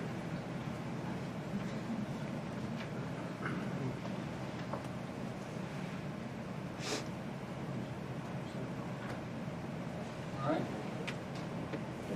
Any other comments, questions for staff? All right. Council vote. Do I hear, what's the pleasure of the council? Well, could we approve the DA with the offer for them to fund the roundabout bill reimbursement from NCDOT? That's a, that'll be another agreement. We can't make the establishment of it, that's just something there's Where he stands. So, what's the pleasure of the council? Any changes in the DA? Stand it as it stands? What's the pleasure of the council?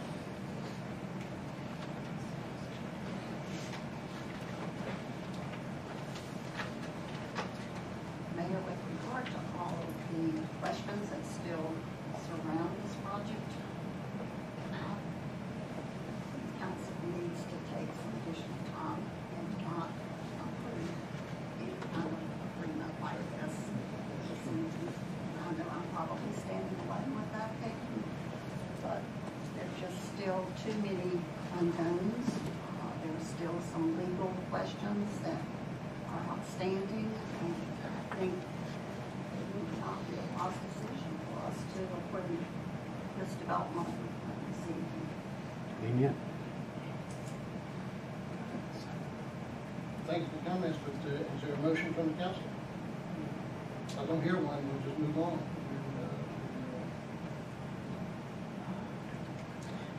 Mr. Mayor, I would like to make the motion that we approve the Solace at Chestnut Development Agreement. And do I have a second? Second. We have a motion by Ms. Romanow to approve the development agreement with Solace, and a second by Mr. Burt. Any other further discussions?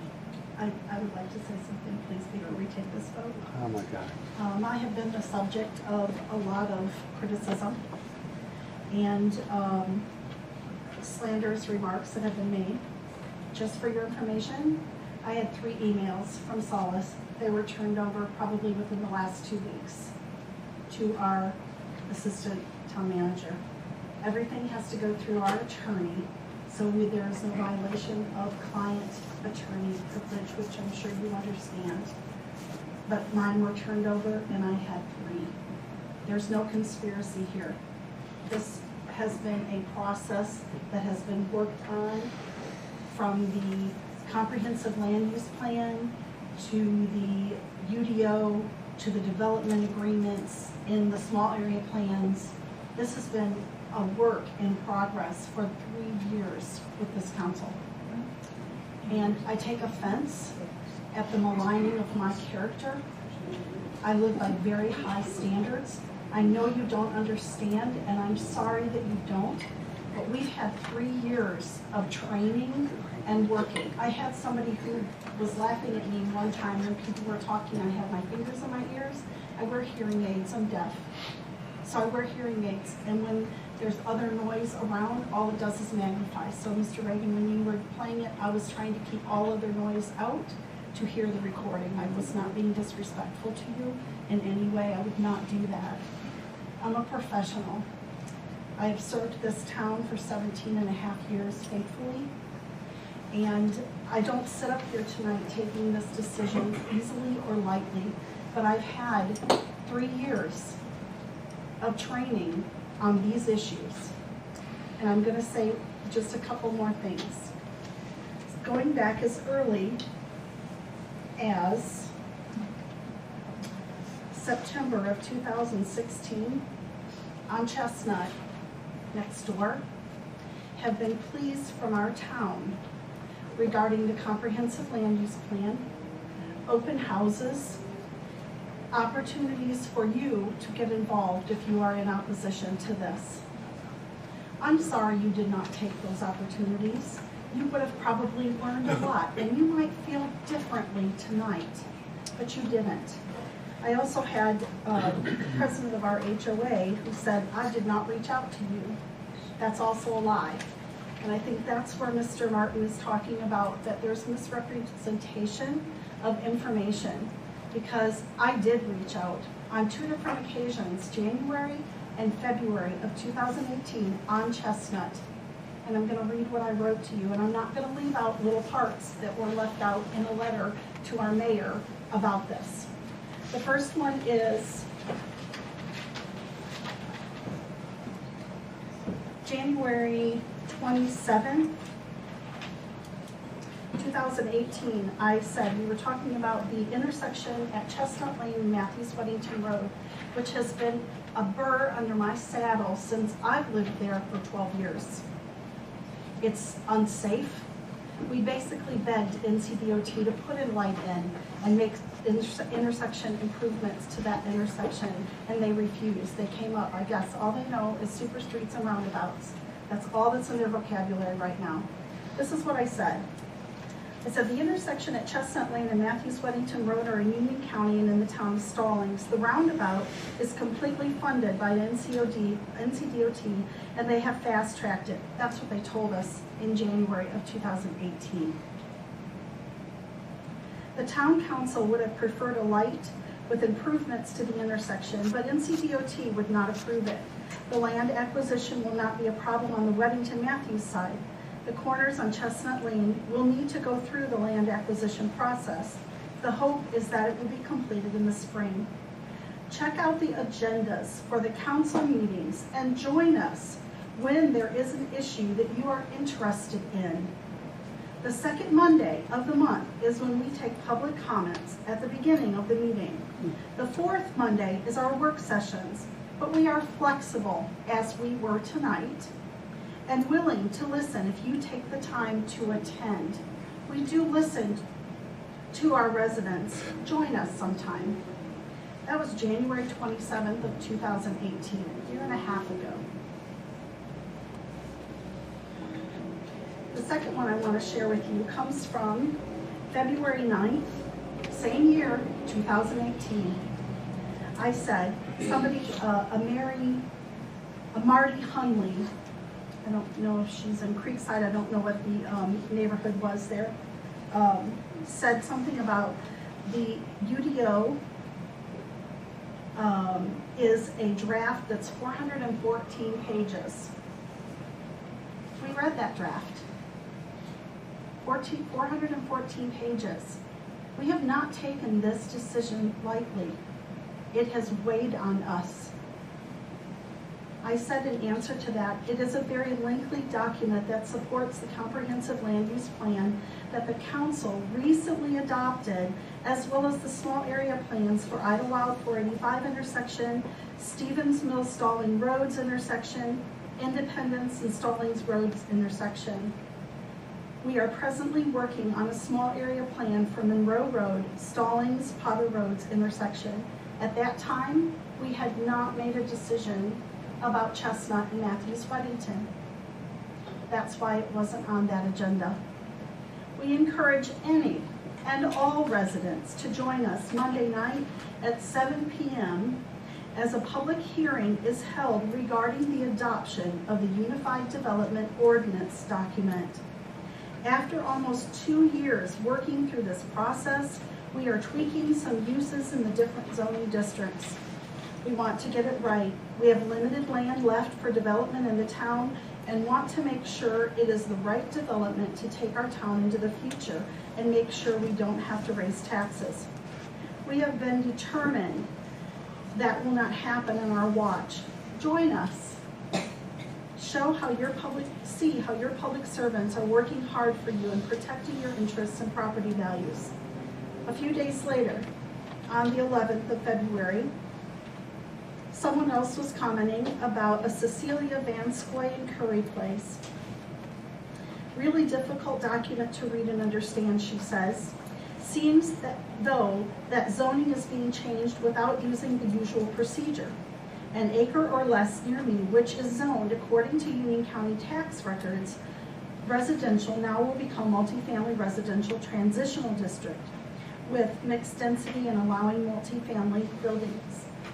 I said, that is a possibility, but the new UDO has something called a developer's agreement as part of our way of maintaining control over the development.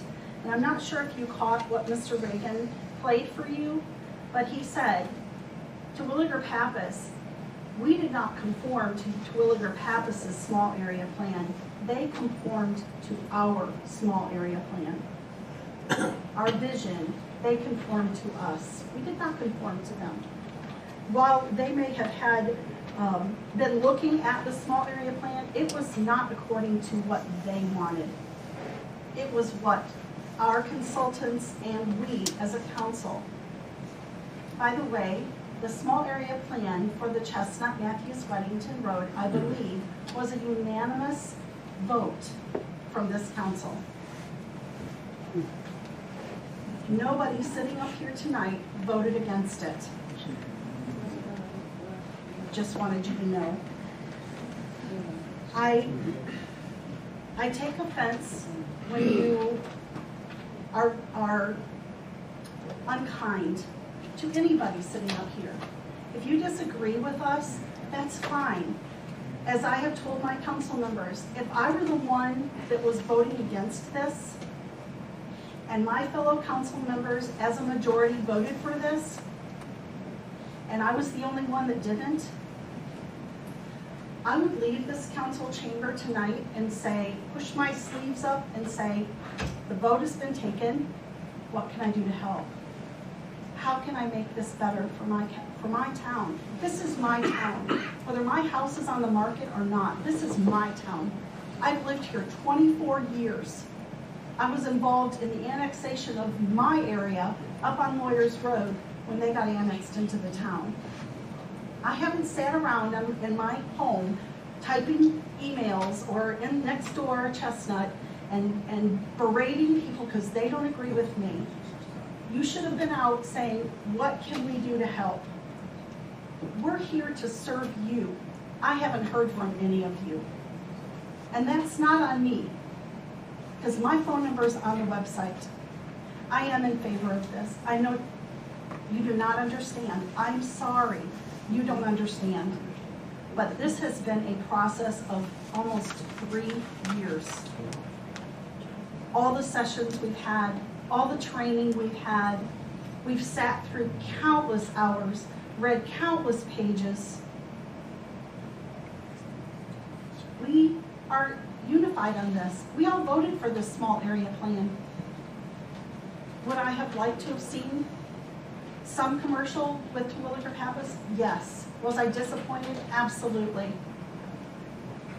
But I know what kind of product we're going to get. And I know that we're going to have a roundabout there that is going to mitigate the traffic. We have less traffic than 51, almost half the traffic. I think the 51 traffic number is 19,000, ours is 12,000 on Matthews Weddington. according to NCDOT's counts.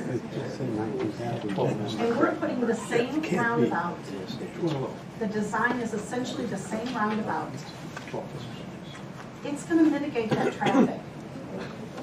You can shake your head if you want to, but it's gonna mitigate the traffic. Totally different. It's 1.5 lanes. Sir, please. Don't be like that. I live in this area too. This is my neck of the woods. Debbie, I agree with you on wholeheartedly. Yeah, there was no conspiracy. This is a nice group of people here, so please, this is not Washington D.C. I don't appreciate the condensation. Sir, drive order, sir. Yeah, just. I can't. All right, I have a motion by Mrs. Romanow, second by Mr. Burke. Any further discussion? I'd like to present a couple things here. Sure. Following up on Debbie's point, I'm not a politician. Never have been, never will be. I'm very matter of fact, very straightforward with people. I interact with people I disagree with. I interact with people I agree with wholeheartedly. I want to learn from people. And I hope that those of you I've interacted with quite a bit, I'm sure I've got 10 hours with you alone talking to you.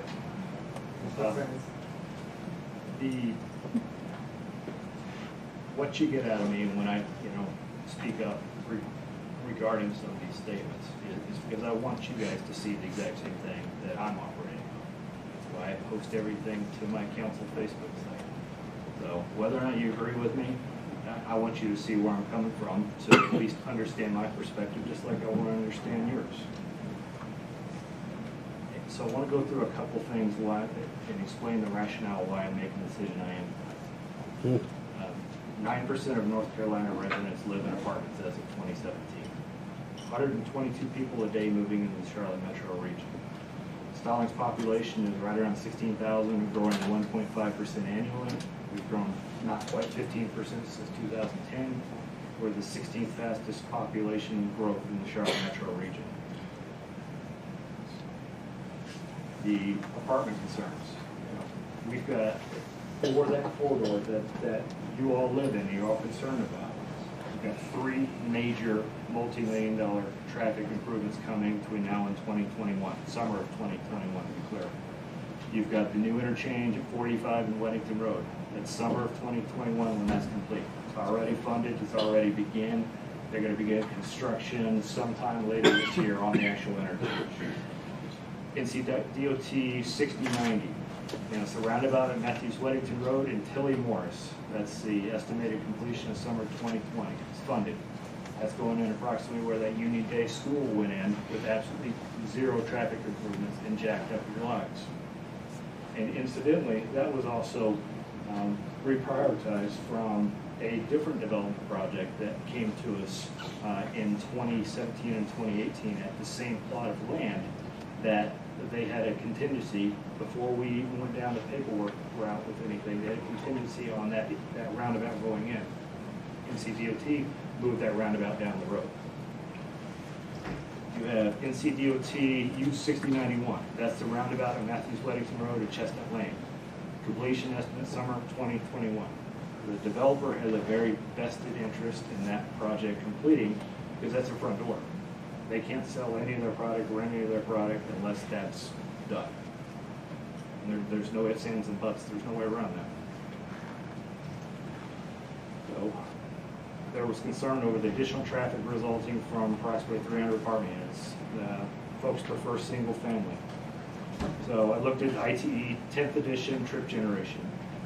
In trip generation, mid-rise apartments is less than half from detached single family per unit AM peak hour and only 60% of the PM peak hour.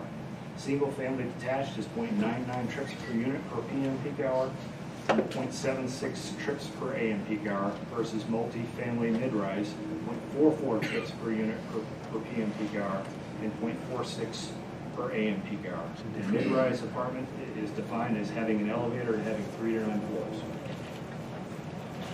The apartment breakdown for this project is 5% studio, 5% 3-bedroom, 45% 1-bedroom, 45% 2-bedroom, to the best of our knowledge with information provided by the developer. Additional traffic concerns. The TIA completed for this project was flawed. It only measured for 1 day. NCDOT standard and surrounding municipality standards require a single-day measurement as well.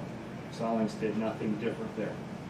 Stallings ordinance exceeds NCDOT and surrounding municipality standards by requiring all major intersections within 1 mile to be taken into account.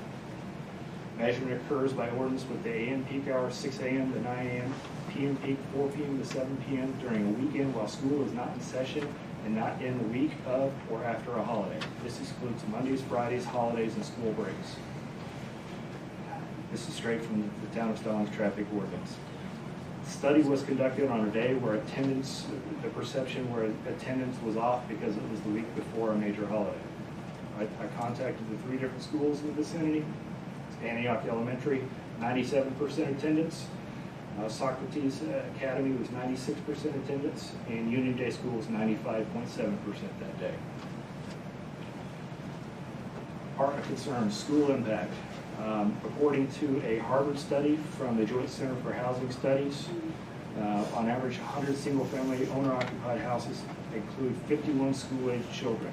By contrast, single-family only, apartments only include 31 children. So disparity is even greater when you consider new construction, 64 children per 100 new single-family houses versus 29 children per 100 new apartment units. So wealthier apartment dwellers have even fewer children, 12 per 100 households per residence, earning more than 120% of the area median income. And let's see. Union, and going back to the school stuff, Union County Public School enrollment is falling overall, despite what's happening in Antioch, right there at Antioch. Despite new development in Western Union County, the fertility level is substantially below replacement level. So over the next 10 years, the elementary school population is expected to decline substantially. And that's straight from Dr. McKibben from the study that Union County Public Schools put out as part of the redistricting. Union County Public School populations have remained approximately the same since 2010, despite a substantial increase in housing and population in the surrounding area. Stallings is unable to legally take zone school populations into consideration when making a development agreement decision. That's from the School of Government. And I'll publish this with all the notations and stuff, so you guys can fact check me if you want. I want you to, actually. Is the legislator outlawed school or infrastructure impact fees? So we can't ask the developer to, add a new wing to the school or build us an entire new super street. Apartment concerns, water, sewer. I'll be brief on this one. Heard from residents that there were some issues with water pressure in the area. Reached out to Union County Public Works. Union County Public Works' goal is to maintain 40 PSI throughout the system as often as possible. Have them measure out the Brookhaven, Chestnut, and Courtyards at Weddington. On Butterbird Drive, 56 PSI. Franklin Meadows Drive, 55 PSI. Stonehenge Drive, 70 PSI. Anfield Drive, 64 PSI. Erringale Drive, 80 PSI. And Courtyards at Weddington was 62 PSI. That measurement was as of June 17th. There was a concern raised that apartment residents don't pay tax. Apartment residents pay rent, which is used by the owner's management company to pay property tax. Commercial buildings such as apartments are taxed at a higher rate than single-family residential. For example, 1117 Yarrow Street, which was used as an example by fellow council members most recently, paid $28.11 in real estate tax in 2018. The Solis project is expected to pay between $400,000 and $500,000 annually in tax, which is 142 to 178 single-family homes worth, with a much lower school impact number.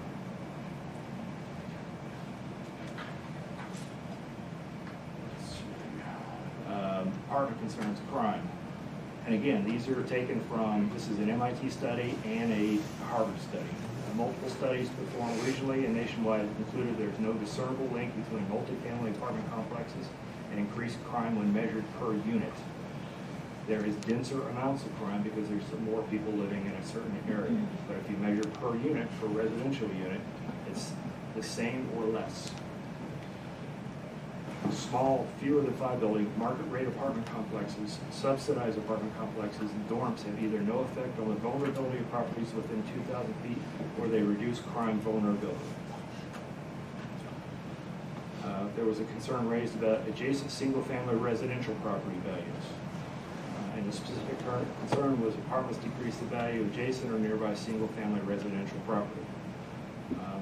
This came from a University of Arkansas study and was also replicated in Alaska and Arizona, I believe. Most forms of non-subsidized market rate housing, including condos, market rate apartments, and senior and assisted living facilities, have either no effect or a positive effect on the sales price of single-family homes within 2,000 feet. We find that if located properly with attractive landscaping and entranceways, adverse price effects can be minimized and sometimes can add value. In the long term, such apartment complexes probably raise the overall value of detached homes relative to their absence. And that's the National Association of Realtors. Large, dense, multifamily rental developments do not negatively impact the sales price of nearby single-family homes. And that was from an MIT study. Last page, sorry. Apartment concerns. Renters have no sense of community. And this is from the Joint Center for Housing Studies at Harvard again. They found that renters are, at the very least, as invested in their communities as a homeowner. Apartment residents are almost twice as likely to socialize with their neighbors as homeowners and are equally as likely to take part in structured social groups, have an interest in politics, identify closely with their town or city. And renters are only slightly less likely to attend religious services. Now, I put all this together over the past, we're in the Bible. Renters are only, I put all this together over the past week. I did about 5-6 hours worth of research on top of what I'd already done previously. Because I wanted to address these concerns with backed up studies and present that out to the community. I don't expect I'm going to change your minds, but I do want to reinforce that myself and other council members have done our due diligence with these apartments, with these type of buildings. This is my first kid-free weekend with my wife in 5 years, and I spent 6 hours in front of a laptop. So I'm still paying for it. Thank you for listening. All right, any other comments? Mr. Mayor, can I just say one more thing? I am not on social network much at all. The reason for that is because you can say something and somebody will take it badly, and then everybody will run with it, and things will be said. One of which was said on May 21st by a Jim Dedman from Brightmoor, where he is talking about the fact that Matthew's council members, I guess, it's come out or something, that they're taking contributions to their election committee so that they can be elected and they get money from them. I was talking with one of my council members tonight before this, and I said, this is so offensive, and yet people take it and they just run with it. And you hurt people that are up here serving you when you do that.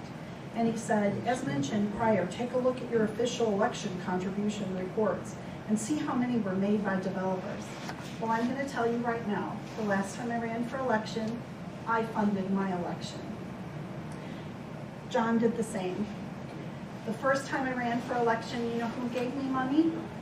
My fellow councilwoman, Linda Paxton, for which I was very thankful for her contribution. I'd never done it before. I'd never run for election, didn't know what to do, and she graciously gave me money, and I thank you for that, Linda, because that helped me. I didn't know what I was even going to have to buy. We are here to serve you. You may not believe that, but we're here to serve you. And my phone number has been published.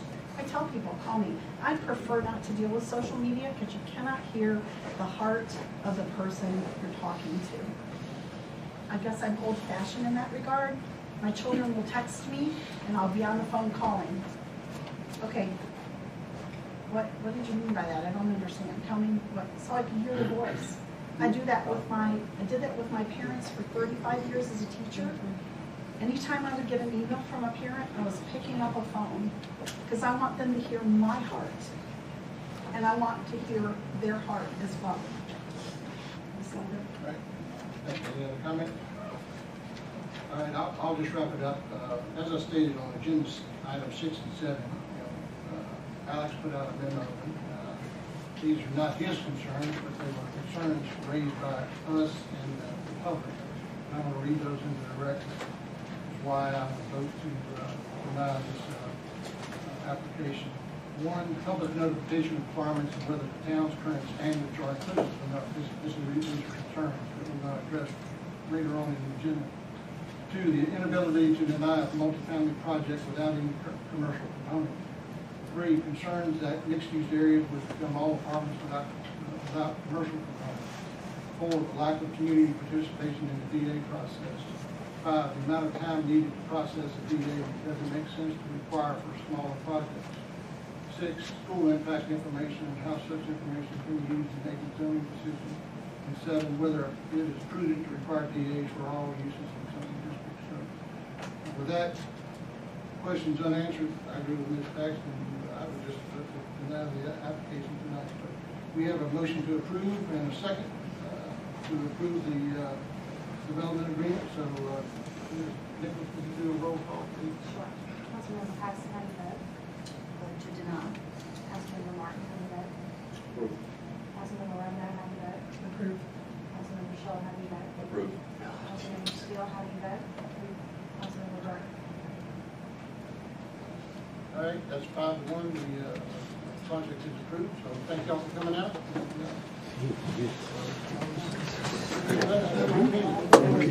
We'll take a 5-minute recess.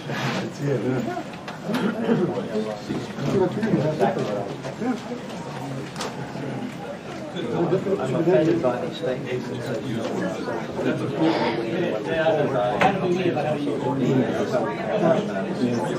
Anybody actually thinks that we wouldn't subject the sign being done here, get the people out here with how in the world can you do it if you don't know? Exactly. And to have Publish it in a newspaper, you have to subscribe to it. yeah, or go to the library.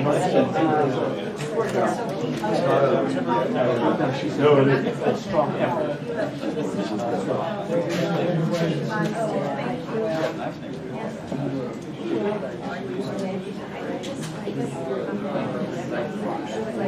Yes, sir.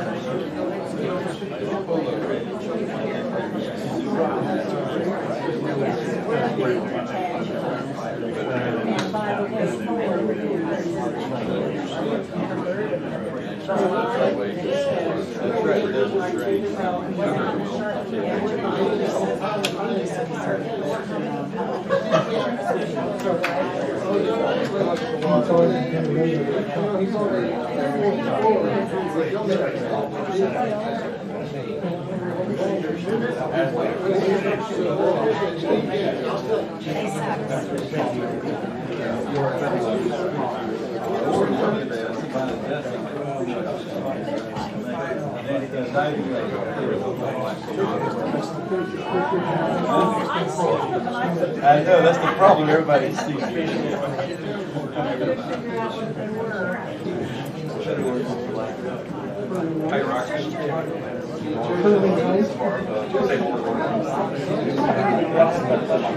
Are you leaving? I was going to hear you coming back.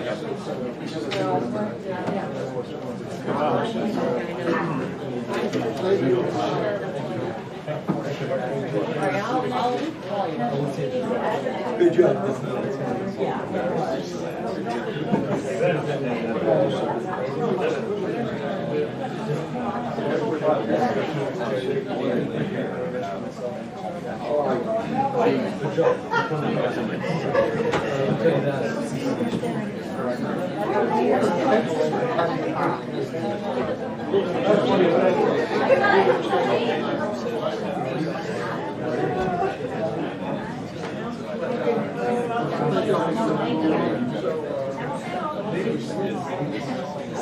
Good luck.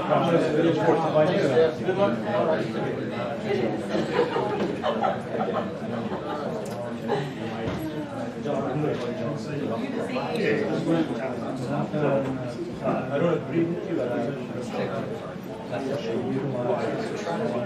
Okay, that's wonderful.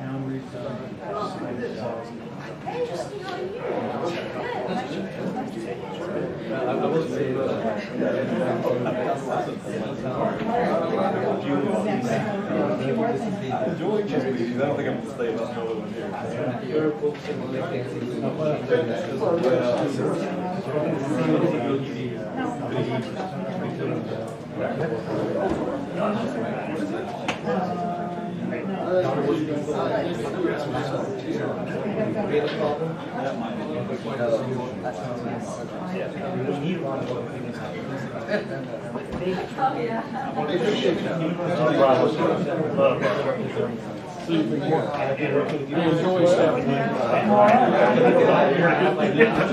I have to trust you.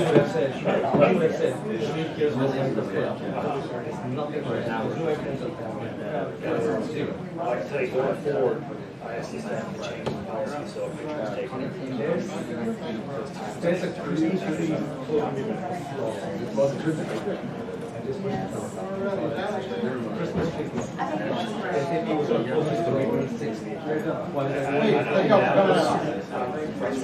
SAP was opposed to the Still have a hard time across. We would like to see you guys kind of you can't get NCDOT to do it. This much it's NCDOT,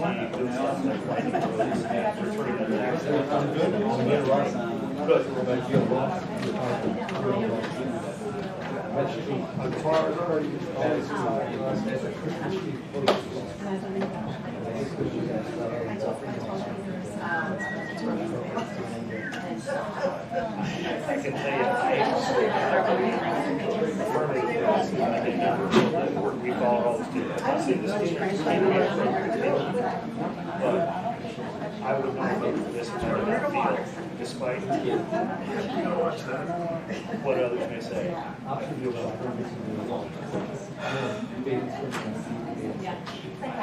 This is an educator, people. Thank you for your consideration. I thought that was the goal, but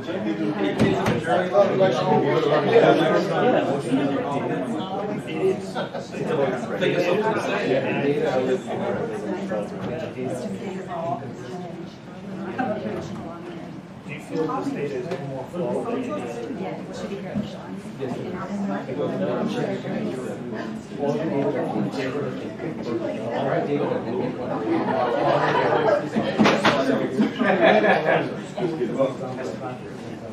See, I'm not sure.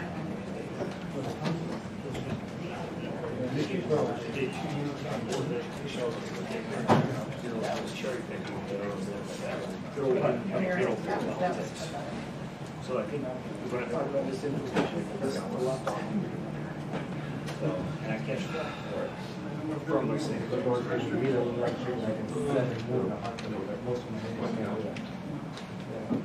Linda's, Billy out. Good night. You went out this way.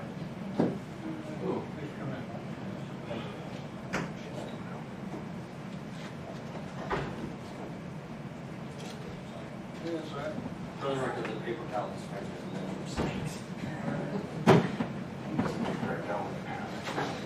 All righty, we're back in session here, number 3, the annexation 52, the ARAN Northeast Tool. So I'll turn it over to Aaron. Thank you. Yes, sir.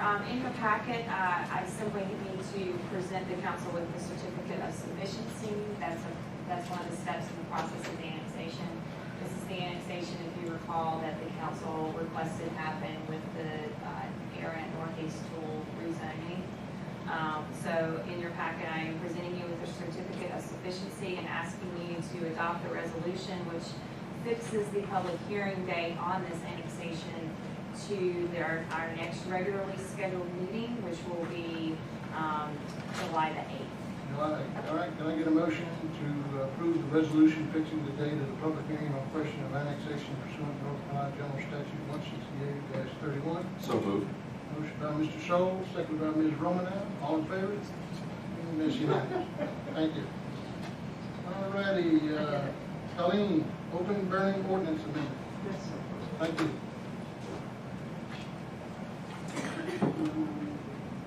Do you have all the information? I do. Yes, sir.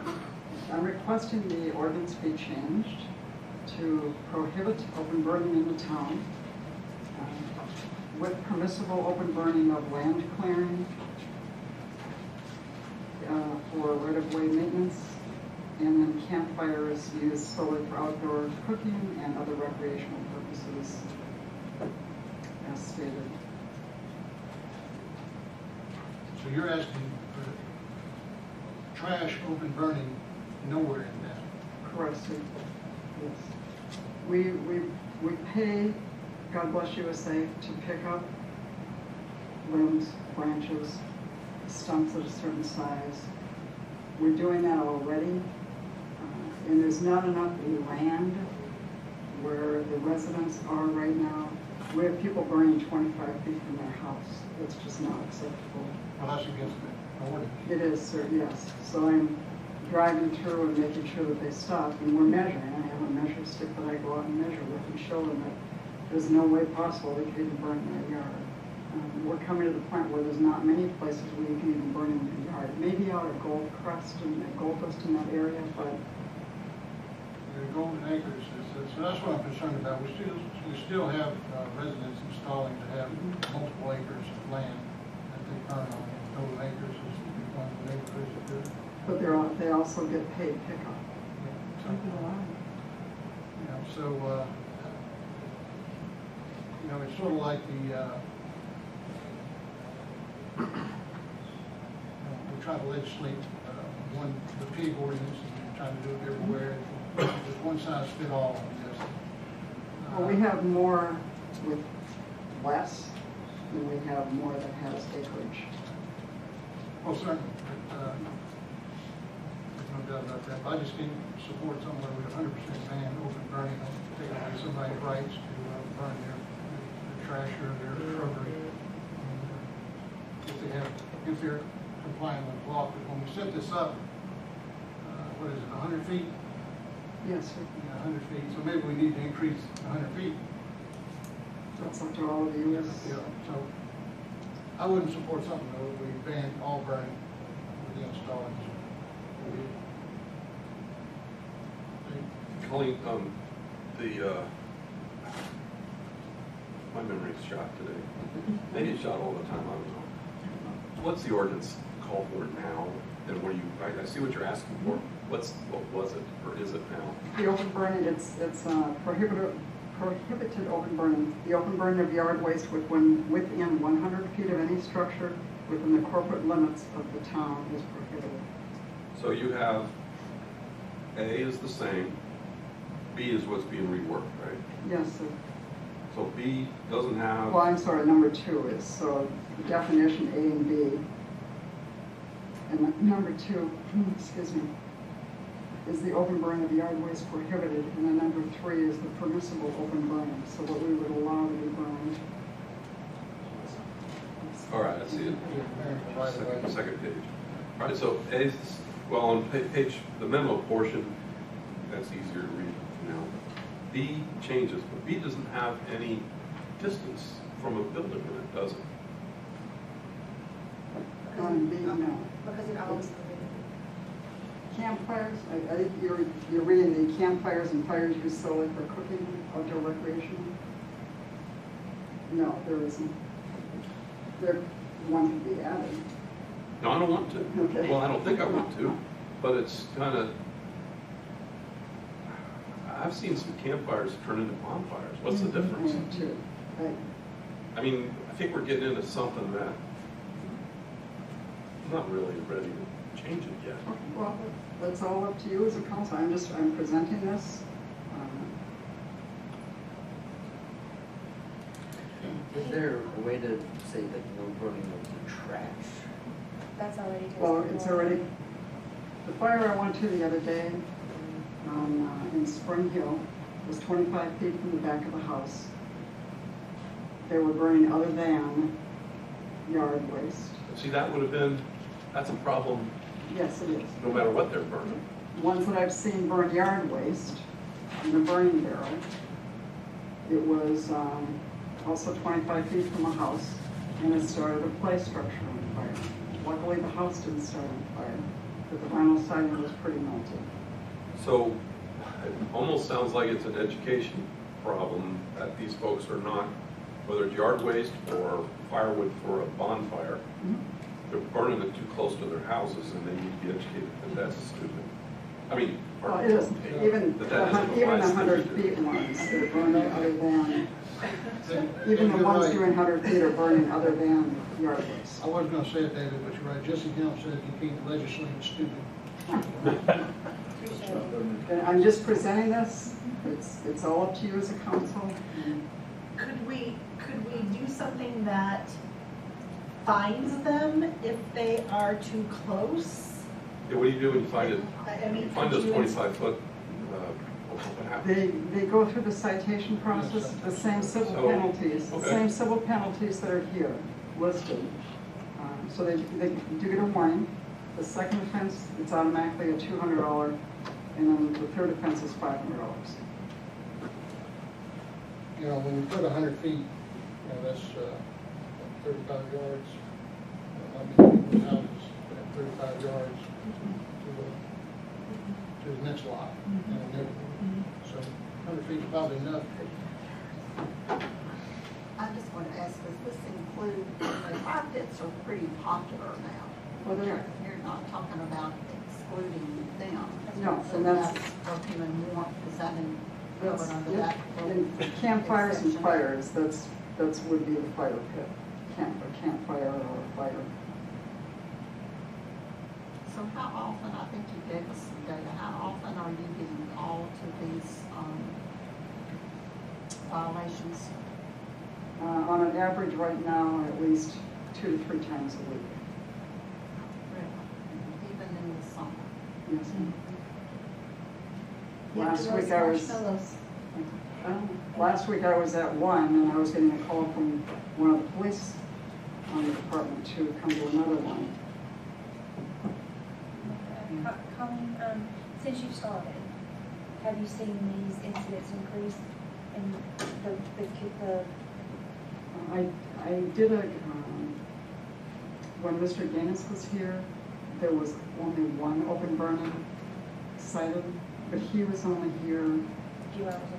He was willing to explain case too, I think that's the difference. He would just respond to someone calling it and complain. And if I smell a fire, I'm right there in my truck. With your marshmallows. Or my hot dog. So I'm out there, if I smell it and see it, I respond. You know, and I do educate along the way. And we've also on Facebook, when we did the Facebook media push in the fall and in the spring, I put out a blurb on Facebook that said, prohibited open burning unless you are 100 feet from a structure or any structure, and then I had a link to our ordinance and then more information about doing open burning. Colleen, one of the things I really appreciate about you is how collaborative you are. I know as part of this you talked to a lot of other entities, and I know the fire department was one of the entities that you talked with. Yes. Do you mind kind of sharing that conversation and some of Charlie's thoughts there? The one of the fires I went to last week, one Coleman called me to. The fire department was there. They had extinguished the fire, and I called the fire chief to see what other towns were doing in the area. And I had already done research on what does Indian Trail do, what does Monroe do, Weddington, all of these other areas. And the police chief said that they could also help educate. Either way, whether this is passed or not, by giving out flyers to people at open burning. So that would help me too in getting people educated on what takes place. But he was all for no open burning except campfires, and as stated in letter B. But no, that was just his perspective. And the same thing with the police department. I talked with Captain Flynn, and I've developed a flyer that I sent to Alex and to Lynn, just to take a look at, to have it in the patrol vehicles and also the fire department, to have those so that they can pass them out, whether it's passed or not. Colleen, you and I are probably thinking of the same person in the vicinity of a certain neighborhood who has an area where he may or may not have a recreational bonfire. If said fire were to occur, which if this passes or not, would be allowed, and he puts yard waste in it, I feel like certain people are going to try to, how would you address that? That's still when the police are called in. If I'm not on duty and the police are on duty and it's witnessed by someone, that person can receive an offense. And you can usually tell by what's burned there and the smell. Well, you definitely can smell the yard waste is being burned. Yes. And with him, you could smell the plastic, if you're thinking the same way. Oh, yeah. So there's different ways you can look at the trash to see, clearly there was a mattress burned, but you're still seeing the springs. All right, any other questions for Colleen? Thank you. Nope. I'm sure there's something else will come up here. I see you're all thinking. I really appreciate your work, not only with this, but with everything you're doing. It's like top notch. And I appreciate your input on this. But I'm leaning more strongly toward, or not strong, just I'm leaning toward education first. Let's go that, I would like to see us go that route first before we go and change an ordinance that impacts the entire town. But I think education first. And enforcing, I mean, you're doing a good job of enforcing, but those guys are doing 25 feet. They're doing it whether it's legal stuff under the new one or legal stuff under the old one. They're just not very wise. So when the fire department responds to these, the fire department does not have the ability to issue citations, do they? Or they refer me? Unless he gets sworn in by our town in order to do that. Because I can think of multiple instances where a fire department's been called in because Joe Blow has a big barrel fire or there's a big bonfire in the backyard and he went to bed and passed out.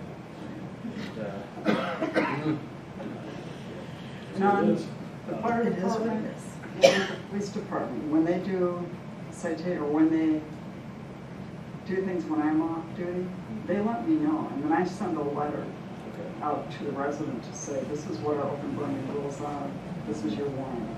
Unless they've already been cited 1 or 2 times already, and when they get a notification of you owe this money.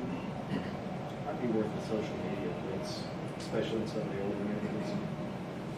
Is there any way to get pictures of the melted siding to attach to the educational? And the structure and the mattress and the house. We've done that already, but I'll do it again, yes. These are prohibited.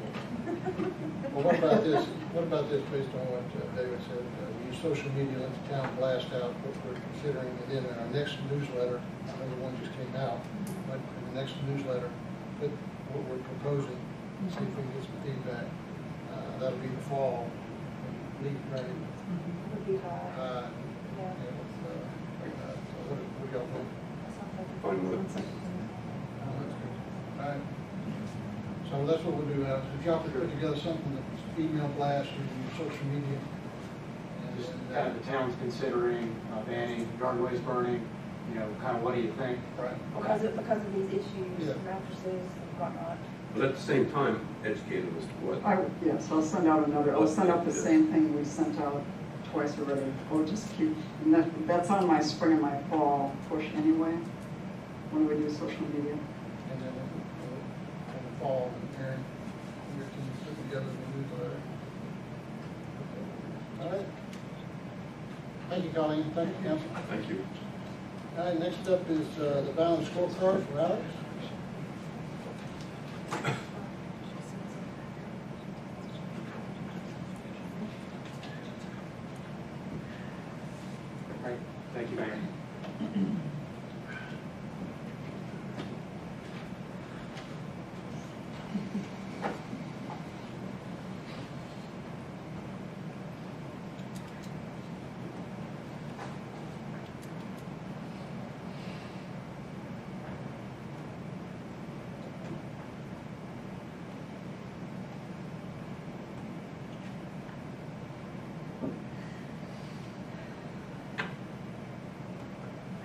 All right, I'm back. Balanced scorecard. So we talked about this a while ago now, and we've been kind of working on it as a staff diligently since then. And background, town council previously authorized me to develop a balanced scorecard. So we organized a committee of some folks, myself and Marcia, Aaron, Ashley, Karen, and Brian.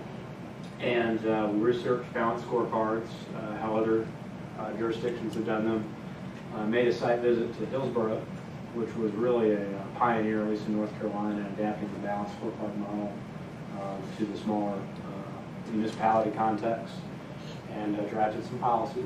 And as you guys know, in January we came back and kind of talked with you all about all this, and the council generally approved the balanced scorecard.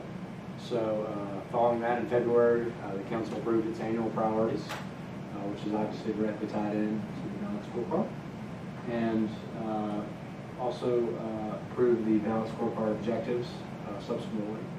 And so from February to June, staff have been hard at work creating the actual scorecard itself.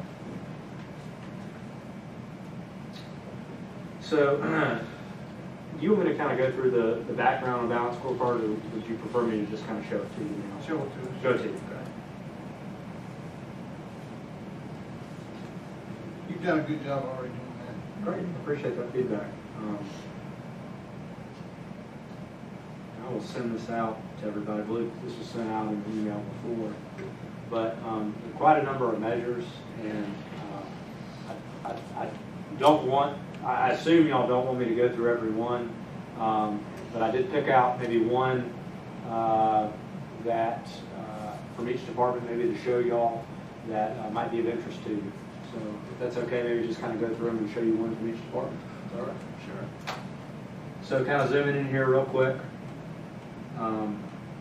So the idea is kind of goal cascade. So you see you've got our vision, our mission, some of our core values. I included the Stallings way cultural stuff, and then the town council priorities. I didn't break down all the subcategories for simplicity, but those are the general ones. And then for each department, we'll see, I'm sorry, I should be over here on this one. You'll see a departmental mission and vision. So this is administrative. So it includes the town manager's office, the town clerk's office, communications, and HR as well. So again, the idea is kind of goal cascade. So remember, it's a balanced scorecard, so you've got your 4 different categories. That's what makes it balanced. And then you've got your objectives. And in this area, one of the things that we've got here is you want to run your operations. That's your internal side of things. You want to be efficient and effective at those. And the objective is to provide responsive and dependable service. And the initiative is to be responsive to citizens. And so the measure, and this is essentially the goal, is that we want to respond one business day from citizen inquiry to respond and acknowledge that response. To be clear, I believe that's happening already, but that's a goal we kind of set kind of across all departments. So it doesn't mean, a lot of times somebody will come in and ask for a lot of things. It doesn't mean that you are able to give them all the answers right now, but I think the important thing is that you say, hey, I got your email, just wanted to let you know, and we'll kind of follow up with you. I know everybody's experienced something where you send an email and you just kind of never hear back, and you're like, wait, did I get it? Did I not get it? So that's the kind of idea behind being responsive. So that's one of the measures there for admin.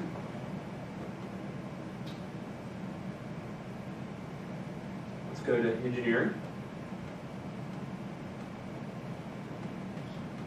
And so before we looked at the kind of internal measure, this one we're looking at managed resources, which is essentially the money side of things, right?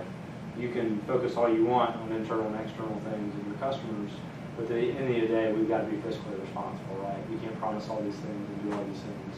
We've got limited resources. We need to manage money well. And so the objective under here is invest in infrastructure. And the initiative is kind of maintain transportation infrastructure. The measure is the percentage of roads greater than 40 on the pavement condition index.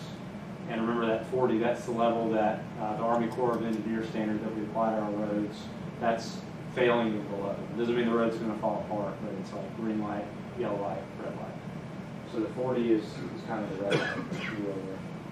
So our target is 100%, something that I think y'all should take credit for, and I commend you on, just putting this process in place. We're really going to get all the roads up to above 40, we think, in this next coming year. So this is one of those things that we're already doing it, we're already tracking it, but the balanced scorecard, it's not something that's just, hey, these are all new initiatives every year. It's about tracking what we're doing already and making sure we're doing a good job, and also communicating that to everyone, the public, the council.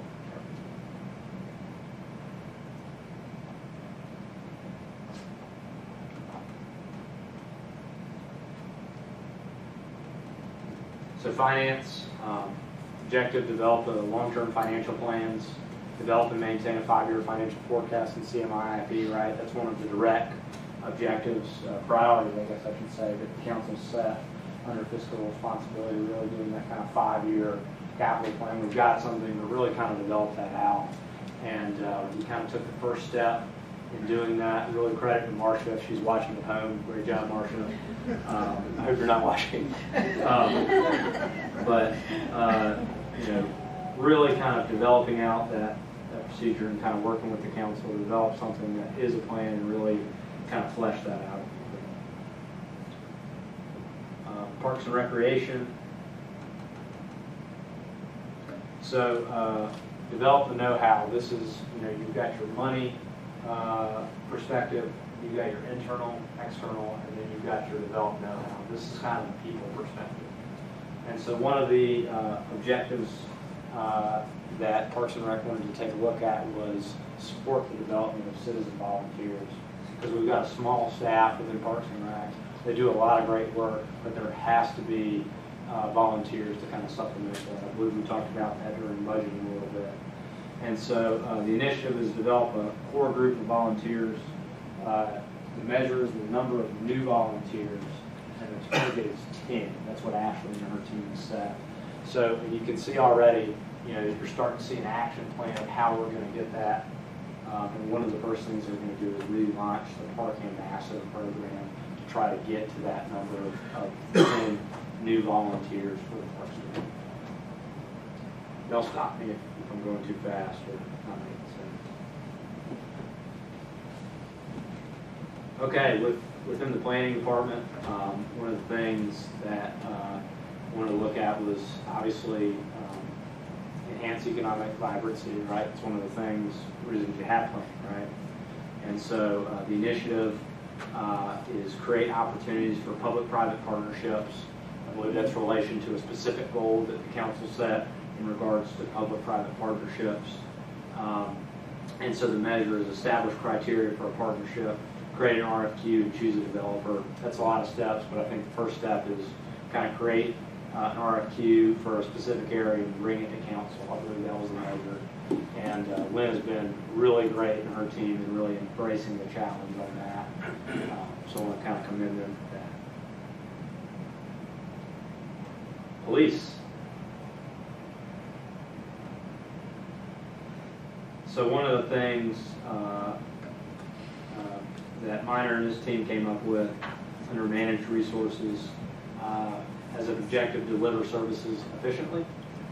And the measure was complete the North Carolina League's law enforcement risk review process and reduce insurance premiums by 14% when it comes to the liability insurance. And so Minor and his team kind of took it on and said, yes, we're willing to do this. And so the league's kind of been reviewing our policies.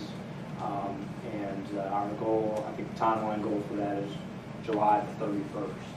So the credit to Minor and his team, I think a lot of police departments would have said, no, we don't want anybody looking at our stuff. We're very hands-off. I think it was a testament to Minor and his leadership and our leadership team that they were willing to say, come on in, look at our stuff. We can save some money. Let's do it. So thank you, Minor, for doing nothing to do that. So go take a look at it, and I'm confident that really recently we looked all over all our stuff, so they won't find much if anything. But it'll be a good way that we can kind of save costs, and kind of that's about delivering service to sufficient. All right, Public Works. Public Works Director Brian Price has really kind of embraced this. He was on our committee. And again, we're back to the run the operations perspective. So that's the, again, the internal perspective, right? And so again, we want to provide responsible and dependable services. And how can we do that? As our Public Works Department, they went back and they said, all right, well, one of the things we can do to provide responsive and dependable services is not just be reactive when it comes to things that, sidewalks and things like that. Let's go out and make sure, and again, with everything else we do, we're regularly kind of driving through and maybe just looking at everything that could be an issue in the neighborhood, at least quarterly. And so just kind of ride through and just inspect all the town neighborhoods. So if there's something that needs to be fixed that's obvious, our Public Works Department hopefully will spot it before it bugs someone enough that it can be called.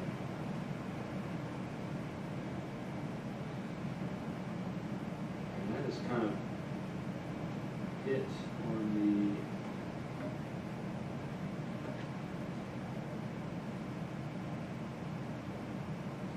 the not talk Alex, what does our actual balance scorecard look like? And so reporting, what we decided last time was the council decided we'll do kind of an annual report to the council, the public, the second meeting of September. That'll kind of be the big picture. Obviously, we're just starting it for this upcoming year, so we're not going to have a big annual report for this upcoming September. But we'll still have our quarterly achievement reports, and we'll make sure we'll still do the staff report. Here's kind of the annual timeline we talked about last time. We'll kind of go through, develop some draft goals, and then we'll wait and see how those are affected budget-wise. And really, the next steps are no actions really necessary. We've got kind of a balanced scorecard now. If y'all are okay with this, we do a report every quarter, and if you see something that there's questions about or concerns, any ideas. The real cool thing about this is a lot of these ideas are not Alex's ideas. Far from it, they're like really our department's ideas that they came up on their own. And I think we really empowered them with this. To me, that's really cool. All right, any questions for Alex? Thank you, Alex. John had a lunch, but his convertible top's down. Is it raining? Storm's coming there. He decided he better go get that. I don't blame him there. Well, appreciate all y'all's hard work on this, Alex. And, Yeah. It's sort of like in the private sector, Six Sigma. Just checking the boxes and seeing what you're doing. So appreciate y'all's hard work on this. Yeah, like I told my staff, this is Godzilla was a little baby lizard at one point, right? There you go. So, of course, Marcia told me when she looked at this, she says, "Alex, this is a little baby lizard anymore." So we'll kind of grow. So, thanks for your time. All right, next up is as I said, when Alex sent out the original agenda, then I asked Aaron to put 7 on there. They're the same thing in my opinion. And I know Alex is down there, but I'll leave this discussion right now. I read saw Alex's email, the recommendations, not his recommendations, his concerns. I read those into the record. And so before staff, which is just the following, I'll send that email. Let me, the email I sent out, it dovetails, last council meeting, council said they were open to hearing about any type of education, training on DAs, and so we contacted the School of Government. They were $1,500 an hour. I believe that's right. Yeah, $1,500 for 3 hours. Plus travel expenses. And so this fellow that I sent y'all the email on, Mac McCarley, he's an attorney partner with Parker Poe. And as you saw in his bio, he's done on the public side, city side, he's done DAs with Chapel Hill, Catawba County, Hendersonville, Mount Airy, High Point, Hall River, and Selma. And then on the private side, he did Chatham Park. So, Melanie, the first agreement, he said, it's sort of like he wanted to take your job. And so, I don't know if you misunderstood me, but I had to cut him off real quick. Told him we weren't looking for somebody to do your job, we just want somebody to have some experience. So he said he was gonna give you a call. And He sent me an email today, and I called him when they were to get in touch. Okay, so, But I know him very well. and so, as far as his reputation, his personality, what's your? Oh, I have nothing but respect for him. Okay. Well, I made it clear that we're not interested in becoming our town attorney. All I was looking for is hearing his experience on. That letter he sent was kind of confusing. I'm glad you cleared it up right off. Oh, yeah. I'm like, what? So, I'm still somewhat confused. It's charging $300 $300 an hour. for an hour. Right. So you didn't say that, and I was still confused. Is that an hour or Yeah. the whole thing? Now, it's $300 an hour, so the school government was $500 an hour. No, it's plus traffic. $900. Yeah, so that was, three hours is the most I'd want to sit and listen to anybody on any topic. And, he's well thought of, he's done a lot of DAs. So what I asked him for is I don't want us to go through the process that Lynn has explained many times to us, what's required, Melanie's email, what's required in a DA and what's he can't. I don't want him to teach me how to negotiate with developers. They've been doing this a long time, they're professionals at it, so Dimitri's not in the room, we have Lynn there, but we need to be more educated, better trained on how we negotiate with developers. That's what I told him, and he said he could do that. So I don't know if we want to bring him in and let him give a 30-minute presentation on what he can do, since we don't know him, I've never met him. We've done that before with other people. Might charge us.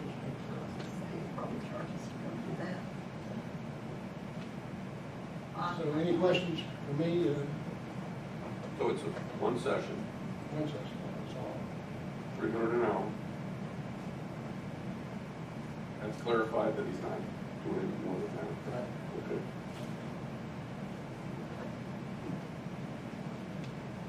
I'm good. I need to learn how to negotiate better, so I think, there's some nuances in the development agreements that is new to us, some of us, maybe just me, but I'm fine with. Well, the one I like, the concern that Alec brought up was the inability to not deny a multifamily project without a commercial component. So somebody sometime in that conversation said, can we put in the DA, you have to have 20% commercial.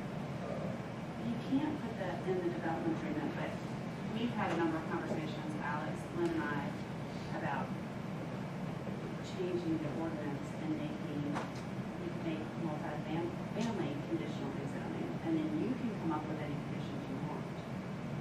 So there's ways around it that aren't necessarily training on development agreement, but it's changing our ordinance. Plus an education, we don't know that. Right. And that's something I think we talked about, we're gonna, maybe, I don't know if it's on agenda item for the next meeting. It's, I think, so just, could I offer some feedback?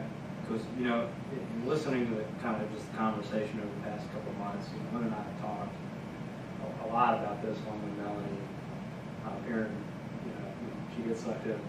And, there's definitely some clear tweaks I think we need to do this. I think everybody agrees. And so my thought, like just in the memo I wrote, was like, all right, these are the concerns we've heard, and let's maybe kind of, I thought was let's start by like identifying, hey, these are the concerns, these are the problems, and then the thought process, in my mind, would be, all right, once there might be like 10 other concerns on here. Great, let's write them down, like figure out, and the staff will go back, kind of come up with some potential bullet point solutions, kind of bring them back to you all, say, hey guys, these are some options that would potentially address some of these concerns. Do these options sound good? Do they sound not good? Kind of get direction from the council on that, and then have maybe a work session, and, whether it's inviting in Mr. McFarley or doing it on our own, however y'all, would feel comfortable, because a lot of this is new. and then kind of working through those, talking kind of more in depth about these things, and maybe at a special meeting. I've thrown out some possible dates in July, and I know there's a lot of, it's tough to get everybody on the same page in July. And then following that council direction after the work session, staff would just basically draft, actually flesh out the actual language of those bullet point solutions, and then if council's okay with it, kind of run it through the approval process with the planning board and then back. Well, that's another thing. I'd also invite the planning board, somebody mentioned that, bring them into the training too, because they're going to see these DAs first, right? Yeah, that's a great idea. Yeah, so bring them in as well. Yeah. So I heard from David. I need to hear from him. Well, I think, I'm sorry, go ahead. I was slow to start, but I have thought, be going with it. Melanie, is this something that you would need or want to be a part of to be on the same page as us? Absolutely. Yeah. Okay, I don't want to like exclude you, but I don't want to assume you do or don't, but if we're going through this, you'll be at the same, plus we're offered some insight that would help, that he doesn't have with our specific town. And we can, if that's good to do, let's do it. Well, Or a part of it, not necessarily. And I think some of the concerns that have been raised, we can address through the ordinance. for example, the one issue we had with the Matthews Indian Trail apartments and the question about porches. And when we were finished talking with them last week on Thursday, after 2 hours, Lynn and Alex went back to Melanie, and the question was raised to her, does the ordinance require? We were able to get through everything else and negotiate with them and work through that process, but we could not understand the verbiage of the ordinance. And so Melanie, gave that information back to Lynn. Lynn was able to push it out to the subcommittee. And I personally would rather let us see what kind of tweaking we think we need to do, and let's see if we can make some changes and then bring him in so that if there's anything else. Because when I looked at his agenda, a lot of the things that were on his agenda, we've already done or had it explained to us. So I'm not saying that training isn't good, but maybe we need to figure out what we need to change. Like one of the things that Alex has on his thing is that public notification. Being a part of that DA, that we put that out first. And I was even just sitting here thinking, maybe we want to draw in on some of those early meetings, a resident or two from the surrounding area, to just get that resident perspective, and then make sure people know that subcommittee is meeting, or any meetings that are had, people can be there listening. Maybe they don't have the opportunity to have input, but that engagement. I mean, I think we've learned a lot about what we could have done better, and I think that's the whole process in this DA. What could we have done better? What do we need to do better? And obviously the communication. John told Sri when he was here talking after the vote that, from now on we're going to take pictures when that zoning or whatever, when those signs go up, But I have to say, I've driven by signs that people have told me have been up for 3 or 4 weeks in my common area, and I never noticed them. So I think it's possible to drive by and not notice them, but if we take a picture, then there's our evidence that we did send them out. And I think as far as communication, I think we need to communicate with everybody. It needs to go out on social media regularly. I mean, I think there's things that we can fix, and our ideas, if we come up with our ideas first, like Alex did in this, and I like what Melanie said about change the ordinance for, multifamily / apartments, we can do that. And then, okay, what else do we need to do? Then bring him in, and maybe that will trigger Some new ideas. more questions that we need to ask him on the spot. So are you suggesting a work session amongst ourselves Prior- just to yes. discuss Yes, what is here, this? and then, maybe Then- have Melanie give us her input, and then bring him in. I'm for bringing him in. I think that would be good to pick the brain of somebody outside of our, thoughts. Maybe he would have some suggestions for us too, but I would say, let's try to fix the things we know we can fix now, and then do that training. Yes. Oh, go ahead. I was just gonna say, I think there are two things that I need. I think we do need to look back at the ordinance and see how we can tweak that. I frankly would like to have his perspective on those too, as far as how do we fix some of these things. And it's not just multifamily. I think we want to probably bring back somehow or another how to be able to deny any project that we don't want for whatever reasons, which we apparently gave away without realizing we were doing that. We pre-zoned things so that most everything is a use by right. But the other thing is, I know Mr. McCarley has had a lot of experience actually negotiating, and I think we don't know, I don't know, what we can ask for. Kind of what are the limits and what's reasonable and what's not. Because when you look at the list of things that he had in this kind of handout he did, I mean, there's a lot of room there. And I know developers have deep pockets, but the project has to be financially feasible at the end, so they can't just build a complete road from here to yonder and those kinds of things. But we need to have a way, some sort of formula or something to help us know what's reasonable to ask for. But the other thing that has really struck me, I guess, with this process is the time that's involved in it. And Mayor, you mentioned that with the Atrium project, that the developer has said it's costing him thousands of dollars every time we meet. Because he's bringing all these high-paid people, I guess, with him, and I'm sure that's true of all the other projects.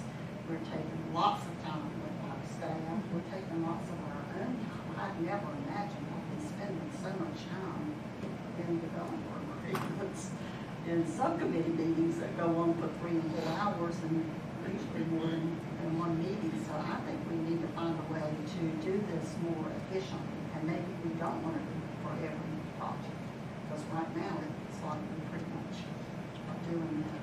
So I'm wondering if we need to go back to some conditional zoning, and maybe that's what you mentioned. That's typically when, at least when development agreement started, was through the conditional rezoning process, because you have a whole lot more power in what you can ask for in a conditional rezoning versus what the statute allows you to ask for in just a development agreement where it's just not right. Yeah, and I don't think we realized that. I certainly didn't. And supposedly this was going to streamline our process. I think it's done anything but streamline it. It's made it a lot more involved and lengthy. But I'd also like to look at maybe the structure for the meeting so that we kind of deal with this aspect. And I think he says that one meeting, the next meeting, or next thing, we're going to deal with this. And because we kind of go about it differently in all the ones that I've been involved in. And I think, Alex, you kind of brought back that we might want to have the whole council involved instead of subcommittees, because then everybody doesn't have all the same information, and ultimately the council has to be the one to make the decision. And I think, Debbie, with regard to not just notification, but I think we have to somehow impact community, because the people are introduced to the project before it ever gets way down to the hearing stage. Well, and that could be done by us. But here's the thing, we have found this to be true. You invite them, they don't come. And sadly, that is the case. I think the open houses were more highly effective than the meetings that we had next door, where you had maybe 15, right, Sean? 15, 20 people. I mean, it just, Yeah. I mean, you haven't used serve refreshments. In fact, that was the joke when people were coming in tonight, where's the snacks? And so John gave them an M&M, and they go, are you bribing me? No, but I mean, we even had snacks, and people just didn't come. So I mean, I don't know what the solution to that is, except the oversaturation of the information out, and you're welcome to come, and please do, and, you know, I don't know. But the reason I was thinking waiting until we have our meeting is there are things we know we can fix right now. There are things we know we need to do right now. Let's do that and then bring him in, because we know we need to, you know, if we want to do the conditional zoning, we can do that. You know, if that's going to give us truly more power, we can go ahead and fix that before he comes. I'm assuming he's going to look through, and that'll give Melanie an opportunity to advise us as well. And then when he comes, if there's anything glaring at him, or if we have questions about things that are still there, then we can draw on his expertise rather than having to change a bunch of things after he's here, if there's something that comes up. So that's why I was thinking, let's fix what we know we definitely want to fix. My thought to Alex about the council getting together was that initial meeting, have the council present so that everybody is on the ground floor. And then let the subcommittee, so it doesn't tie up everybody, but after that subcommittee meeting, a written informational sheet goes out to everybody. So then all of the council members can be talking to each other, especially those that are not on the subcommittee. They can be having conversation with those that are, asking questions about the things that are in that written report. So it doesn't tie up everybody every time. You guys know, I mean, I was here 2 hours on Thursday, a little over 2 hours, and it went great, and we worked through everything except for the porches. So what about this then, on the 8th of July, we meet with the planning board at 5 o'clock, and then meet for 2 hours, and then have a regular meeting. And then if we could have a light agenda on the 8th, so we're not here till 9, 10 o'clock, since we've already been here since 5. So, what do y'all think of that? It would just be us and the planning board. I won't be available. You're not available for 5? July 8th. Yeah, that's a regular scheduled meeting. Yeah. Anybody So I else won't be here, I'm gonna be out of town the week of You out? July Okay. 4th. We're leaving until the 11th, I believe it is. Well, Who's not here? I'm here, John's here. Linda, are you here? Okay. So Billy, you're the only one? Sean? Yeah. Okay, so it's just, Right. she's good. We're gonna meet at 5 o'clock, just council and planning board, and then, have your ideas, what you, concerns, and everybody else will have their concerns, bring your UDO, and then, of course, you're here. Well, Oh, you're out of town? I'm gonna, feel free to rip off all of Lynn's ideas and present them to you guys. As your own. Yeah, well, not as my own, but y'all wouldn't buy that for a heart. All right, well, that'll be a good first step. And then I'll, he said he was gonna read the UDO, so I'll call him tomorrow. Huh? Well, no, I want to see if he's charging us. He'll That's charge you. 414 pages. Oh, I'll charge you. Well, I know that's what okay, 414 pages or 41 pages or whatever it is. Yeah, I want to see how fast the reading is. All right, Okay, so, 5 o'clock, all right. Storm's coming. Motion to adjourn? yep. Keel and Roman out, all in favor? And that's unanimous. All right, thank y'all.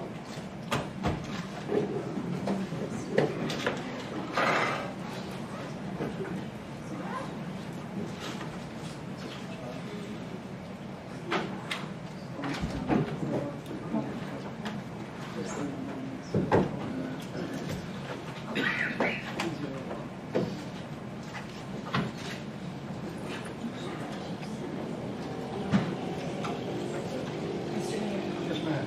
I've been here since 9 o'clock today already. All right, yeah. Public safety Oh, we got at 5. anything to do?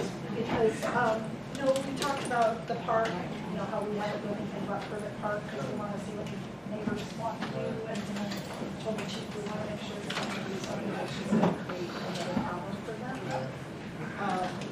And Susan Dellinger's leaving, so Friday's the last day, moving to Kings Mountain Shelter in December, so they're going to